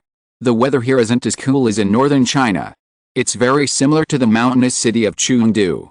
These past few days, the high has reached 36 degrees Celsius, and even walking down the street, you can smell the stench of burnt shoes. Li Yai, holding onto the ladder, descended the stairs and said, I calculated on the plane. It took us 16 hours to get here from China. This was the flight time. Actually, they had a layover in Chicago, which was at night, and the crew had been sitting for over 10 hours, so they rested overnight. So, they spent a considerable amount of time in transit, which wasn't accounted for. Yukai nodded, looking at the glaring sun. It only took us one night, actually. We left on the evening of the 25th, so it's actually the morning of the 26th now. Did you get a good night's rest? Li Yai sighed. I couldn't sleep. It's been a while since I've been abroad. But it's not bad. I got a good night's sleep in Chicago, so I don't have to worry about jet lag the moment I get off the plane. This airport is very different from airports in China. The biggest difference is the abundance of trees around it, and a unique but refreshing scent permeates the air. Li Yai took a deep breath. Do you smell the fresh air? No, I only smell gasoline. Yukai nodded. Well, the air here is very good. Look at those trees over there. They're called palm trees. There are a lot of them in the United States. And do you know what Florida is famous for? What? Li Yai asked curiously. Sunshine and beach. Yukai smiled and continued, when we leave, let's all go to the beach to soak up some sun and have a swim. Yukai turned to the director nearby and asked, Brother Zhao, what do you think? Zhao Qi forced a smile but didn't agree directly, saying, it depends on the filming. We'll get in the car soon. It's still a few hours drive to the town. Wang Lei had originally asked Yukai what dream he hoped to achieve by participating in this show. He had only one dream, to make a ton of money, so much so that it would be just a figure, and then own a villa by the sea, by the lake, and inland. Ideally, a manor-style villa, because Yukai wanted to raise horses. And after all, you can't just watch over the horses, right? You'll want to take them out for a run, right? This meant that the house Yukai would have to buy would definitely be quite large. Yukai hesitated to express this wish. If he did, Wang Lei would definitely ask Yukai to find another one. It was better to leave this kind of dream to Yukai to realize on his own. They definitely needed dreams that would be entertaining for the show. So, Yukai's dream was an adventure in the forests of the southern United States. The car drove straight down the smooth road, lined with emerald palm trees. The driver said there was a view of the sea down this road, but Yukai looked dry and couldn't see any of the sea here. Li Yai was learning the local English from the driver. Her pronunciation was far different from the New York accent, let alone the London accent. I guess the Irish would be pleased. Why bother learning from them? Wouldn't it be enough to understand it myself? The cars were provided by a sponsor, and all four of them had the Dream Life logo on their sides. After driving for 2 or 3 hours, Li Yai frowned, straightened her neck, and said uncomfortably, "It's so far. Did the director say we'd definitely get there in 3 hours?" Yi Kai, chewing gum, heard Liu Yai's complaints and picked up the intercom, saying, "Brother Zhao, Brother Zhao." Li Yai shouted nervously, "Ah, ah." Zhao Qi's voice came through emotionlessly, Yukai could imagine Zhao Qi's expression right now. On the plane, Li Yai had even nicknamed him the Black Director, the black-faced director. "How long will it take us to reach our destination?" "Almost." Li Yai breathed a sigh of relief. She'd only been complaining briefly, but she had a bad feeling after hearing that. She turned to the driver and asked, "Hello, how long does it take to get to the next city?" The local driver made a 3 sign with his right hand and said, "We'll have to drive for another 3 hours. Barring any accidents, we'll arrive around 2 or 3. "What?" Yukai and Li Yai exchanged bewildered looks. They'd already driven for 3 hours, and there were still 3 more. Did that mean most of the day was spent on the road? Did anyone in this group get carsick? And what was the 3-hour journey Zhao Qi had told them about? Was it just some stagecoaching? Not long after, the car stopped by a convenience store. Yukai saw the crew from 2 of the cars getting out, carrying paper bags and looking sallow. As expected, some people were starting to get carsick. They'd flown for over 10 hours, and they definitely hadn't gotten much sleep. And then there were the hours of driving during the day. This was America, not China. Acclimatization issues still require some attention. But it's not a big deal. Zhao Qi has been leading this team for a long time, so he knows the team members' physical limits. He's also experienced filming documentaries in challenging locations. He got out of the car to buy a pack of cigarettes and turned back to see Yukai's face. Tisk, tisk, that face is getting more and more handsome. I wish I looked like that. In the next few days, even standing still on the beach would be attracting foreign girls, right? Zhao Qi's face was as gloomy as water. He tore open a cigarette and took a sip. What's up? Do we have any plans for today? The show only has a week to film, and it'll take 2 days to get there and back from Florida. A 3 or 4 day adventure would be too monotonous, wouldn't it? Zhao Qi shook his head, a smile unexpectedly appearing on his face. You're wrong. It's already the 2nd day, and we'll need to find a local guide once we get there, so we probably won't be able to enter the forest until tomorrow. Oh, and I haven't asked you yet, why do you want to explore the forest? 3 days. That's just like an outing. Why not wait until the show is finished filming and then do it again? No, that's too dangerous. It's better to go into the forest when it's safe. Yukai thought about the arrangements for the next few days and replied, why? I guess it's because I watched Bear Grylls videos before. Haha, I like to read comments online and it makes me angry when people say I'm weak. Oh. Zhao Qi glanced at the camera facing Yukai. Following the director's gaze, Yukai also turned his head. Only then did he see that there was a camera constantly facing this way. I didn't say anything I couldn't say, right? 3 cameras were circling around. Yukai and Li Yai each had one, and there were still 2 cameras in their car that were not being used. The maximum capacity was 5 cameras turned on at the same time. Is this a documentary-style variety show? It was so terrifying. Chapter 347 Arrival in the town.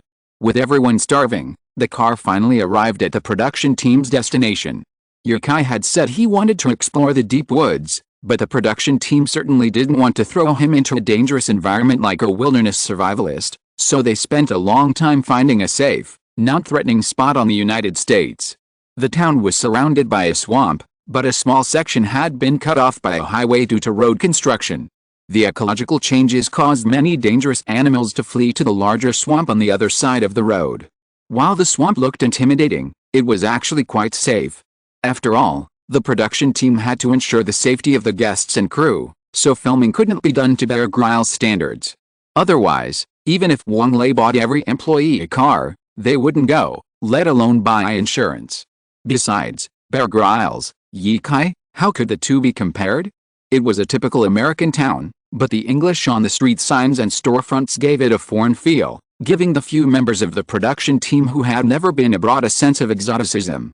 On the left was the road, and on the right was a 5-story building with red walls. Next to the road stood a mailbox and a telephone booth. Ye Kai hadn't seen a telephone booth in ages. The first floor of the building housed shops and a cafe. Like many European cafes, the tables and chairs were set outside, glass tables and bamboo chairs. Each table was covered by a small black parasol. Parasols were essential. It was hot and windy here, but sitting outside, out of the sun and enjoying the natural breeze, offered a unique sense of comfort. Li Yi and Ye Kai walked side by side along the street, taking in the unassuming yet charming atmosphere. Just then, someone ran past them. The runner was a girl over 1.75 meters tall, wearing a gray sports vest and shorts. Her white thighs moved at a steady pace as she ran. What caught their attention was that the runner had a leash dangling from her waist. A puppy was running ahead, its ears fluttering up and down, leading the way. Li Yi watched her figure fade away, then glanced at the other scenery on the street. I really liked this feeling. They live so comfortably. I might be suited to living in a place like this. So we need to get out and about more often, Ye Kai said. Ye Kai initially thought Xiancheng was the best place, but after his parents took him to Rongcheng, he decided it was the best. By then, he'd already learned that there were other, rumored, better places in the world like Yangzhou, Hangzhou, and Kunming. But those were all in his mind. No matter how good others praised them, they were illusions, unreal, and without any sense of reality. Therefore, Ye Kai always believed that a person's world is their own travels. To find the most satisfying and favorite places, one must walk them on foot, or fly. There were no major tasks today. The guide would arrive tomorrow morning to lead the production team into the forest. Li Yi was delighted. This way, at least she could explore the town a little more, see the customs and culture of a modern American small town, and experience life in a foreign land. While this town isn't particularly well known internationally, or even in the US, walking along its streets, witnessing the street performers and the graffiti on the alley walls, sometimes vibrant and sometimes abstract, one can sense its artistic atmosphere. It took the two of them over half an hour to reach the edge of town, where the buildings gradually dwindled, leaving only woods and large open spaces on either side of the street. Let's go back and find something to eat, Ye Kai suggested. He'd passed a dessert shop earlier, and the aroma wafted through someone's accidentally opened door. Ye Kai caught sight of it and kept thinking about it as he walked. Most of the desserts popular among young people in China these days are Western, like tiramisu, cheesecake, and millefeuille. Compared to traditional Chinese pastries, these creamy, sweet, and rich desserts clearly appeal more to young people. However, the most important thing to note about Western desserts is that you shouldn't overeat.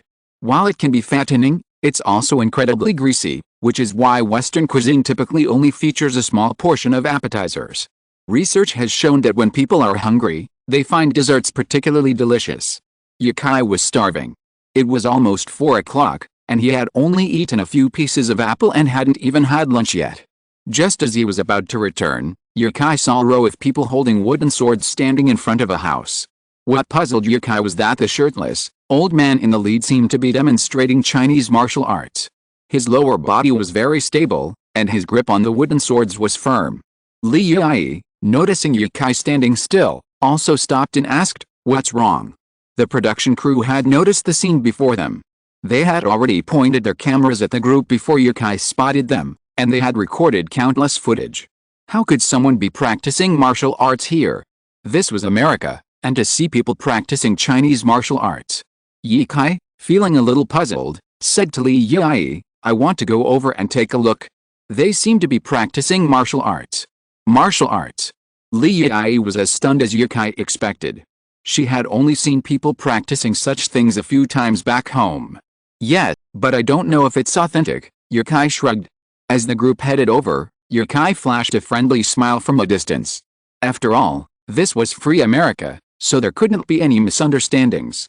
In reality, anyone who wasn't smoking weed and wasn't mentally ill wouldn't bother with a group of Chinese people with cameras. As Yukai and the others approached, the shirtless old man demonstrating his move stopped and looked curiously at the group of people who looked like they were from a TV station. The old man looked to be in his 70s, judging by his facial features. Judging by his muscular build and six-pack abs, few would mistake him for an old man. His muscles were well proportioned, not the typical strongman-like musculature seen in Westerners. Judging by his abs and arms, he looked a bit like a larger Bruce Lee. Yukai greeted them first. "Hello, I'm a tourist from China. I was curious about your martial arts form, so I came to visit." The old man nodded, guessing they were Chinese people filming a show in America. But he was also very curious. Why did he come to this small town instead of filming in so many places in the United States? He didn't ask, and said with Yukai with a smile, "Don't be so polite. My master is a Chinese, but I don't speak Chinese well, so I won't communicate with you in Chinese. Do you want to come in and sit down? It really is Chinese Kung Fu? But are there such swords in China? It looks like a samurai sword from the island country. It looks very similar, except that the handle and blade are a little longer. I thought I could make up for the previous one today, but now it seems that I can only keep 2 chapters. I have been writing books for so long, and now I am also a second-level author. It's great. Can the newbie ask for some votes?" Chapter 348 Meow. Meeting someone from the TV station was a rare occasion, and Mirsid was enthusiastic. After all, this was a promotional opportunity, especially since it came from China. Glancing at the Chinese characters on the production crew, Mirsid invited the entire crew to his home. The house before him was Mirsid's. Its walls were white, its sides and roof gray, and the overall structure formed a mountain-like shape, divided into 3 sections, the 2 shorter, single-story buildings and the 2-story center. It was hard to make out what was inside the shorter building on the left, but Yukai knew the right one was a garage. 2 rolling doors were open, revealing 4 cars parked inside and outside. They were likely related to the group of martial arts students. They might have driven here to learn. The house in the American small town was large, encompassing both a front and back garden. The front yard was roughly the size of 2 basketball courts, and the backyard was the size of 3. This was the perfect family home in Yukai's eyes. He could even build a huge swimming pool or a private basketball court. Crucially, this was the most common layout in the town. It wasn't just Mirsid's family, almost all the houses were like this. Their houses were practically connected in a line, like a series of buildings built in the middle of a giant rectangle, with the front and back of each house belonging to the owner. This wasn't the first time Yukai had seen a house like this, but regardless, he was filled with envy. Mirsid told the students to practice on their own and then invited Yukai and the others to the back garden, a perfectly flat, manicured lawn. In the distance, there was a small swimming pool, but nothing else. Near the house, was a large rectangular dining table, probably big enough to seat 20 people. A woman with glasses was grilling. American barbecue isn't the same as Chinese barbecue, perhaps barbecue would be more appropriate. She simply placed lamb chops and steaks on a grill, basting them with oil and seasonings. It must have been grilling for a long time. The meat had turned golden, the fat had been roasted out, and a sizzling sound filled everyone's nostrils. Most of the production crew hadn't eaten lunch yet. Yukai swallowed and licked his lips discreetly. Mirsid grabbed the clothes on the chair and put them on, then said to his wife, who was grilling, "Fanny, make some more barbecue and mango pie. A lot of friends are coming." Li Yi confirmed they were preparing food for the production crew and quickly said, "Thank you." She looked at Zhao Qi, who thought for a moment and nodded. It didn't matter where you ate, but you definitely had to pay. Mirsid put on his clothes, smiled kindly at Yukai, and asked, "Okay, you guys should be from Huaxia TV, right? Are video websites considered TV stations?" Li Yi thought so, but the video platforms they partnered with had much higher traffic than regular TV stations. Yukai didn't pay much attention to this. He nodded at first, then curiously asked, "What's the name of the martial arts you just demonstrated? Is it a sword technique? This weapon looks a bit like a katana." "Katana." Mirsid chuckled, glanced at the cameras filming, and said to Yukai, "This weapon should be from your country. Can I demonstrate it in full first? Could it be a Tandeo? Yukai wondered, but it didn't seem likely. The production crew was also curious. Encountering such an unexpected event would definitely be great filming material. Li Yi and Yukai said in unison, of course. His wife, who was grilling, watched her husband enter the house, smiled and shook her head. She said to Yukai and Li Yi, I'm sorry, but that's just how he is. He's passionate about promoting Chinese martial arts. Yukai smiled and said, only with passion can there be persistence. Only with persistence can there be success. He's on the road to success. No need to apologize. You really sound like a philosopher. Your words are full of wisdom. Philosopher? Yukai glanced at Zhaoqi discreetly. The sullen director was stifling a laugh, while one of the young women on the production crew had already let out a chuckle. What are you laughing at, little girl? What do you know about philosophy? Yukai muttered inwardly, but his expression remained unchanged. He smiled and said to the lady, you're so kind. Everyone on the production crew spoke English. They might not speak it fluently, but if they listened carefully, they could still understand most common words, and even those who didn't understand could ask others. Yukai was relieved to know that they were still working. Even those who didn't understand the lady's words didn't get too curious. They quietly held their cameras, faithfully recording every potentially useful shot. Mir Sid returned, holding a genuine long sword. The hilt alone was 40 centimeters long, a good portion longer than a dagger. And that was just the hilt. The blade, hidden by a black leather sheath, looked about 1.23 meters long. He gestured to Yukai and the others, walked to an open area on the lawn, and casually waved the sheath aside. The blade was too long, making it impossible to draw it properly using conventional methods. Perhaps only a large man with a wingspan of around 2 meters could easily pull it out. Mir Sid took a deep breath and held the long sword against his body. He actually looked like an old man doing morning exercises in the park, but Mir Sid's physique was so impressive it was hard to believe his age. Suddenly, the muscles in his face tensed, his hands and chest bulged, like someone who had spent an hour at the gym pumping blood. The crew members around him, fearing to disturb him, dared not utter a word. With a stamp of his foot, the blade rose, slashing, chopping, slashing, dodging, and twisting. His hands moved with a swift movement, a creaking sound. This was the sound of the long sword draped in the air, the sound of the air. Seeing this, Yukai knew this man had inherited the true teachings. This movement was reminiscent of the movement his grandfather made when he practiced martial arts over a decade ago. If his grandfather had used a sword like this, Yukai probably wouldn't have abandoned his skills. Suddenly, the sword spun in his right palm. He bent down, the blade thrust backward, and twisted his waist. But before he could turn, the sword swung back behind him, a complete counterattack. This continued for 2 or 3 minutes. When Mir Sid finished and stood still, a complete silence fell. Excellent kung fu. Yukai clapped his hands vigorously. He hadn't seen anyone with such kung fu skills in a long time. He hadn't seen one in China, but he didn't expect to meet one in a foreign land. What kind of sword is this? Yukai asked. Miaodeo.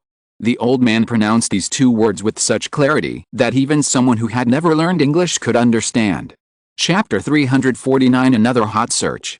Hearing the name, Yukai vaguely recalled the origins of this weapon.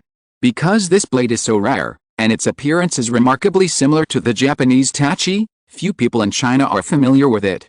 Yukai's memory of it stems primarily from a film called Embroidered Spring Blade. In the film, a character named Ding Xiu wields this slender blade, with a handle over 1.6 meters long, and delivers a couple of lines that have become viral online. However, that's all Yukai knew about the Miaodeo.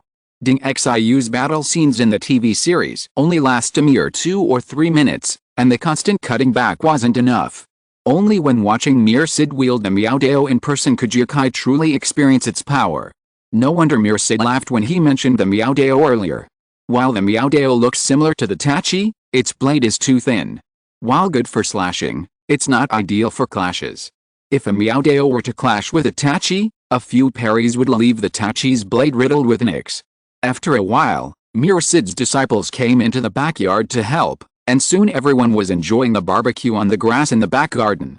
The table, while large, wasn't big enough for so many people. Mir Sid approached Zhaoqi and asked, "Will you show that video in your show?" "I think so." I just watched it, and it seems pretty good. That's good. When my master was teaching me Kung Fu, he always told me not to keep it secret after we learn it, but to spread the word and, ideally, teach it to a few Chinese disciples. Zhao Qi looked at Mir Sid with some surprise, thinking to himself, this old man is quite interesting. Having satisfied Ye Kai's curiosity in securing the right footage, the stern-faced director became surprisingly accommodating. Okay, even if I have to edit some of it, I'll put the full video in the behind-the-scenes footage. Don't worry about that. The steak was delicious. Thank Fanny for me. Fanny was Mir Sid's wife, the one who had been doing the barbecue and cooking. There was no rice or flour, so bread was the staple food, but there was plenty of mango pie and fruit pulp. Ye Kai ate 2 mango pies, followed by the grilled meat and bread, until he was about 80% full. Fanny's grilled steak was juicy and tender, with a slightly charred exterior, but the meat inside was incredibly tender, and the blend of seasonings gave it a rich aroma. Before they knew it, they'd eaten a lot, and even Li Yi was stuffed. The crew didn't mind eating a little more, and Zhao Qi would definitely pay the bill before leaving, a common rule in many reality shows. The crew went to town to find a hotel and agreed to meet up after 8 a.m. the next morning. Ye Kai and Ye Yi would stay at Mir Sid's house tonight. Before they left, Zhao Qi gave them a small DV. They needed to record at least an hour of footage today. The house had many rooms, and Ye Kai and Li Yi each had one, but they both had spare bedrooms. Mir Sid has a son and daughter who both work in Los Angeles and haven't been home for years. Mir Sid and his wife, Fanny, only visit Los Angeles when they miss their children and are free. In the evenings, Ye Kai and Mir Sid discuss traditional martial arts in China, a topic Ye Kai has considerable expertise in. After all, his grandfather once ran a martial arts school, and he's been exposed to a lot of gossip about the so-called martial arts world. While martial arts development in China is generally better than abroad, it's still limited. In the United States, the vast majority of Chinese traditions are concentrated in Chinatown, home to numerous martial arts schools. Due to various reasons, a large number of martial artists fled to the United States and concentrated in Chinatown. A small number of them weren't averse to recruiting international students, as long as they had the money. With the passage of time, almost all martial arts schools abroad now accept international students, and they're the majority of their students. The main reason they don't accept international students is that they don't have the money. Where do so many Chinese people who want to learn martial arts come from? American immigrants are struggling to make a living cleaning tables and washing dishes, so many Chinese see martial arts as useless. After Bruce Lee's rise to fame, martial arts schools across the United States welcomed a wave of white apprentices. Mir Sid was one of them. After practicing for over a decade, he returned to his hometown and opened a semi-open martial arts school. Meanwhile, in Chengdu, China, Josie, who had been staying with Saoirse these past few days. While browsing Weibo, she suddenly noticed that the flash mob from 2 days ago was trending. It had actually been trending yesterday, but after some time, it finally made it into the top 10 today.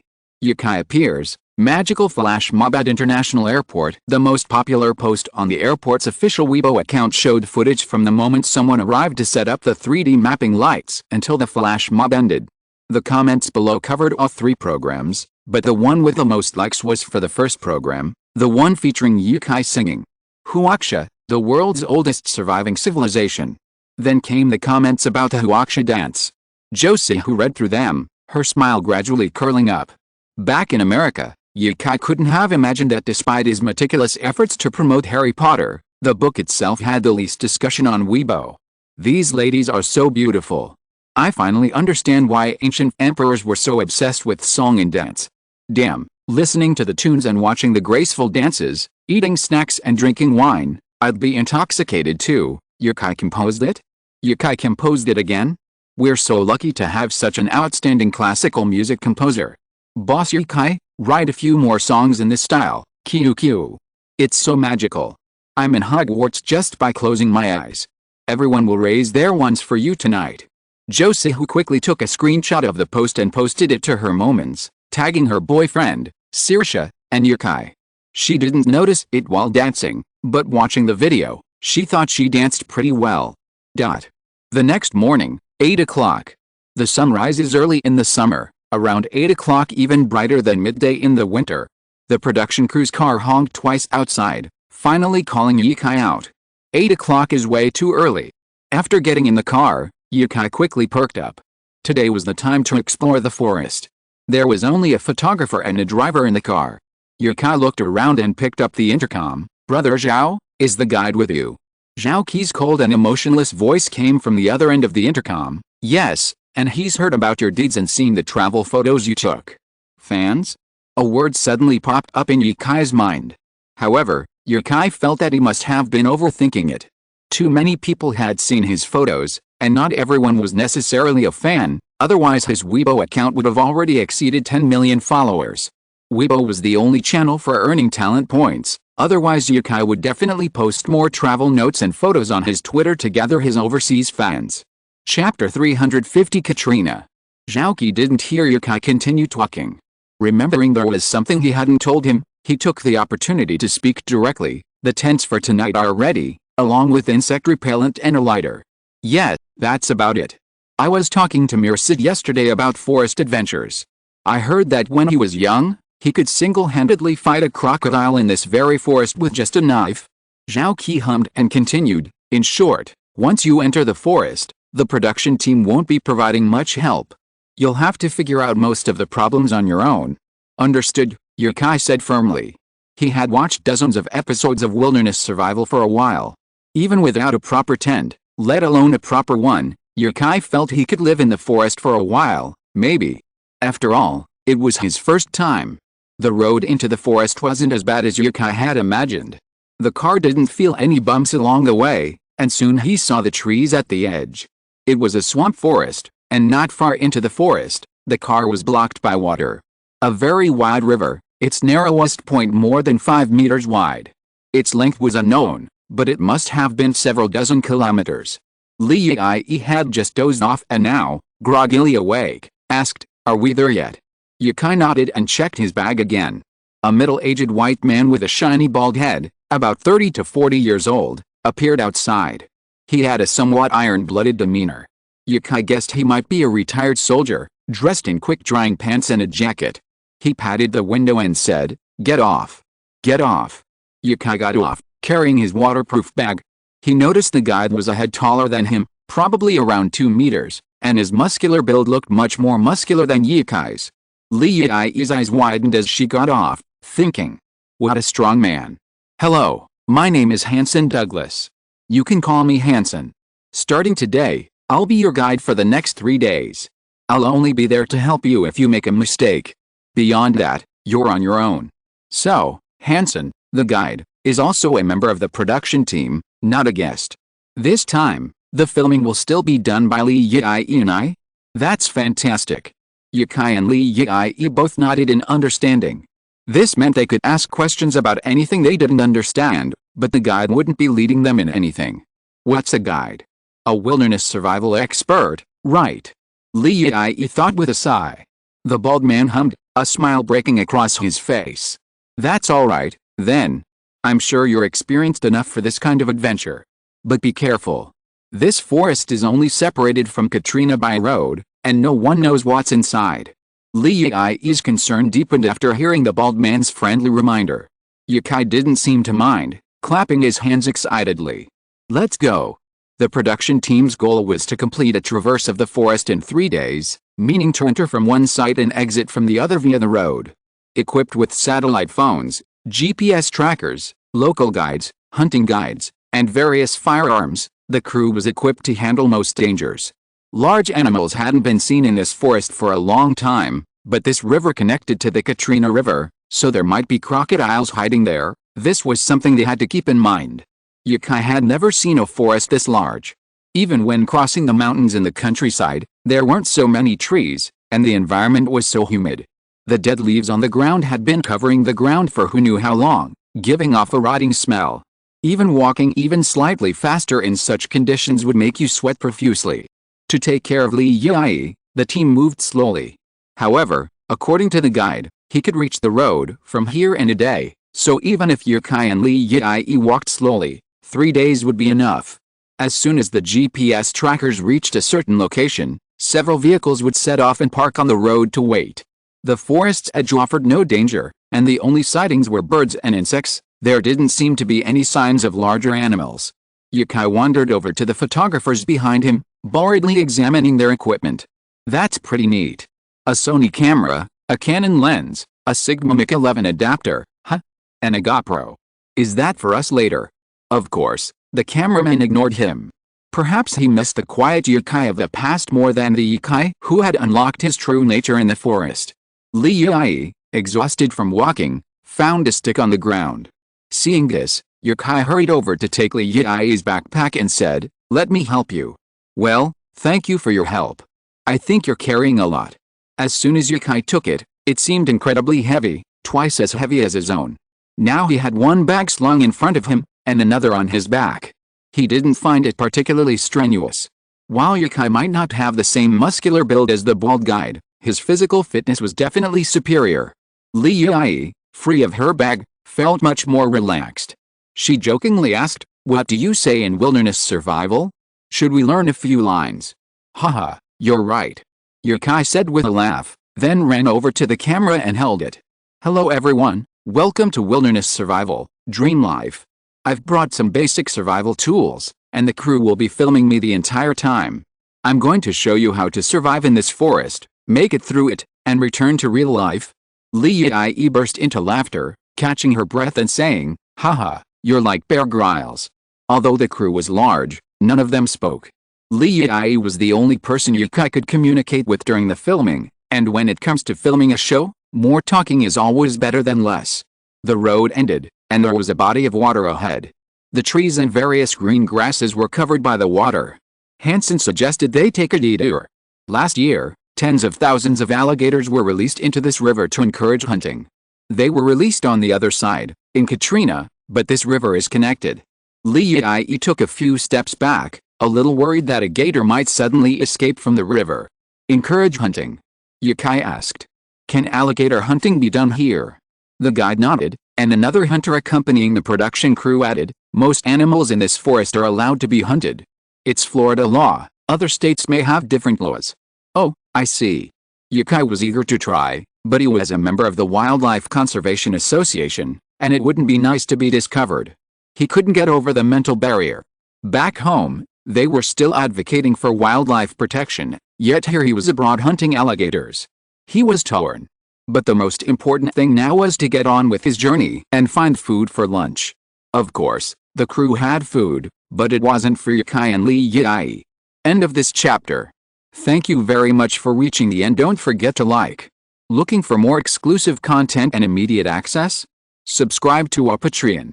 Remember, every like, subscription, or donation encourages us to continue. Thanks to everyone. See you in the next video.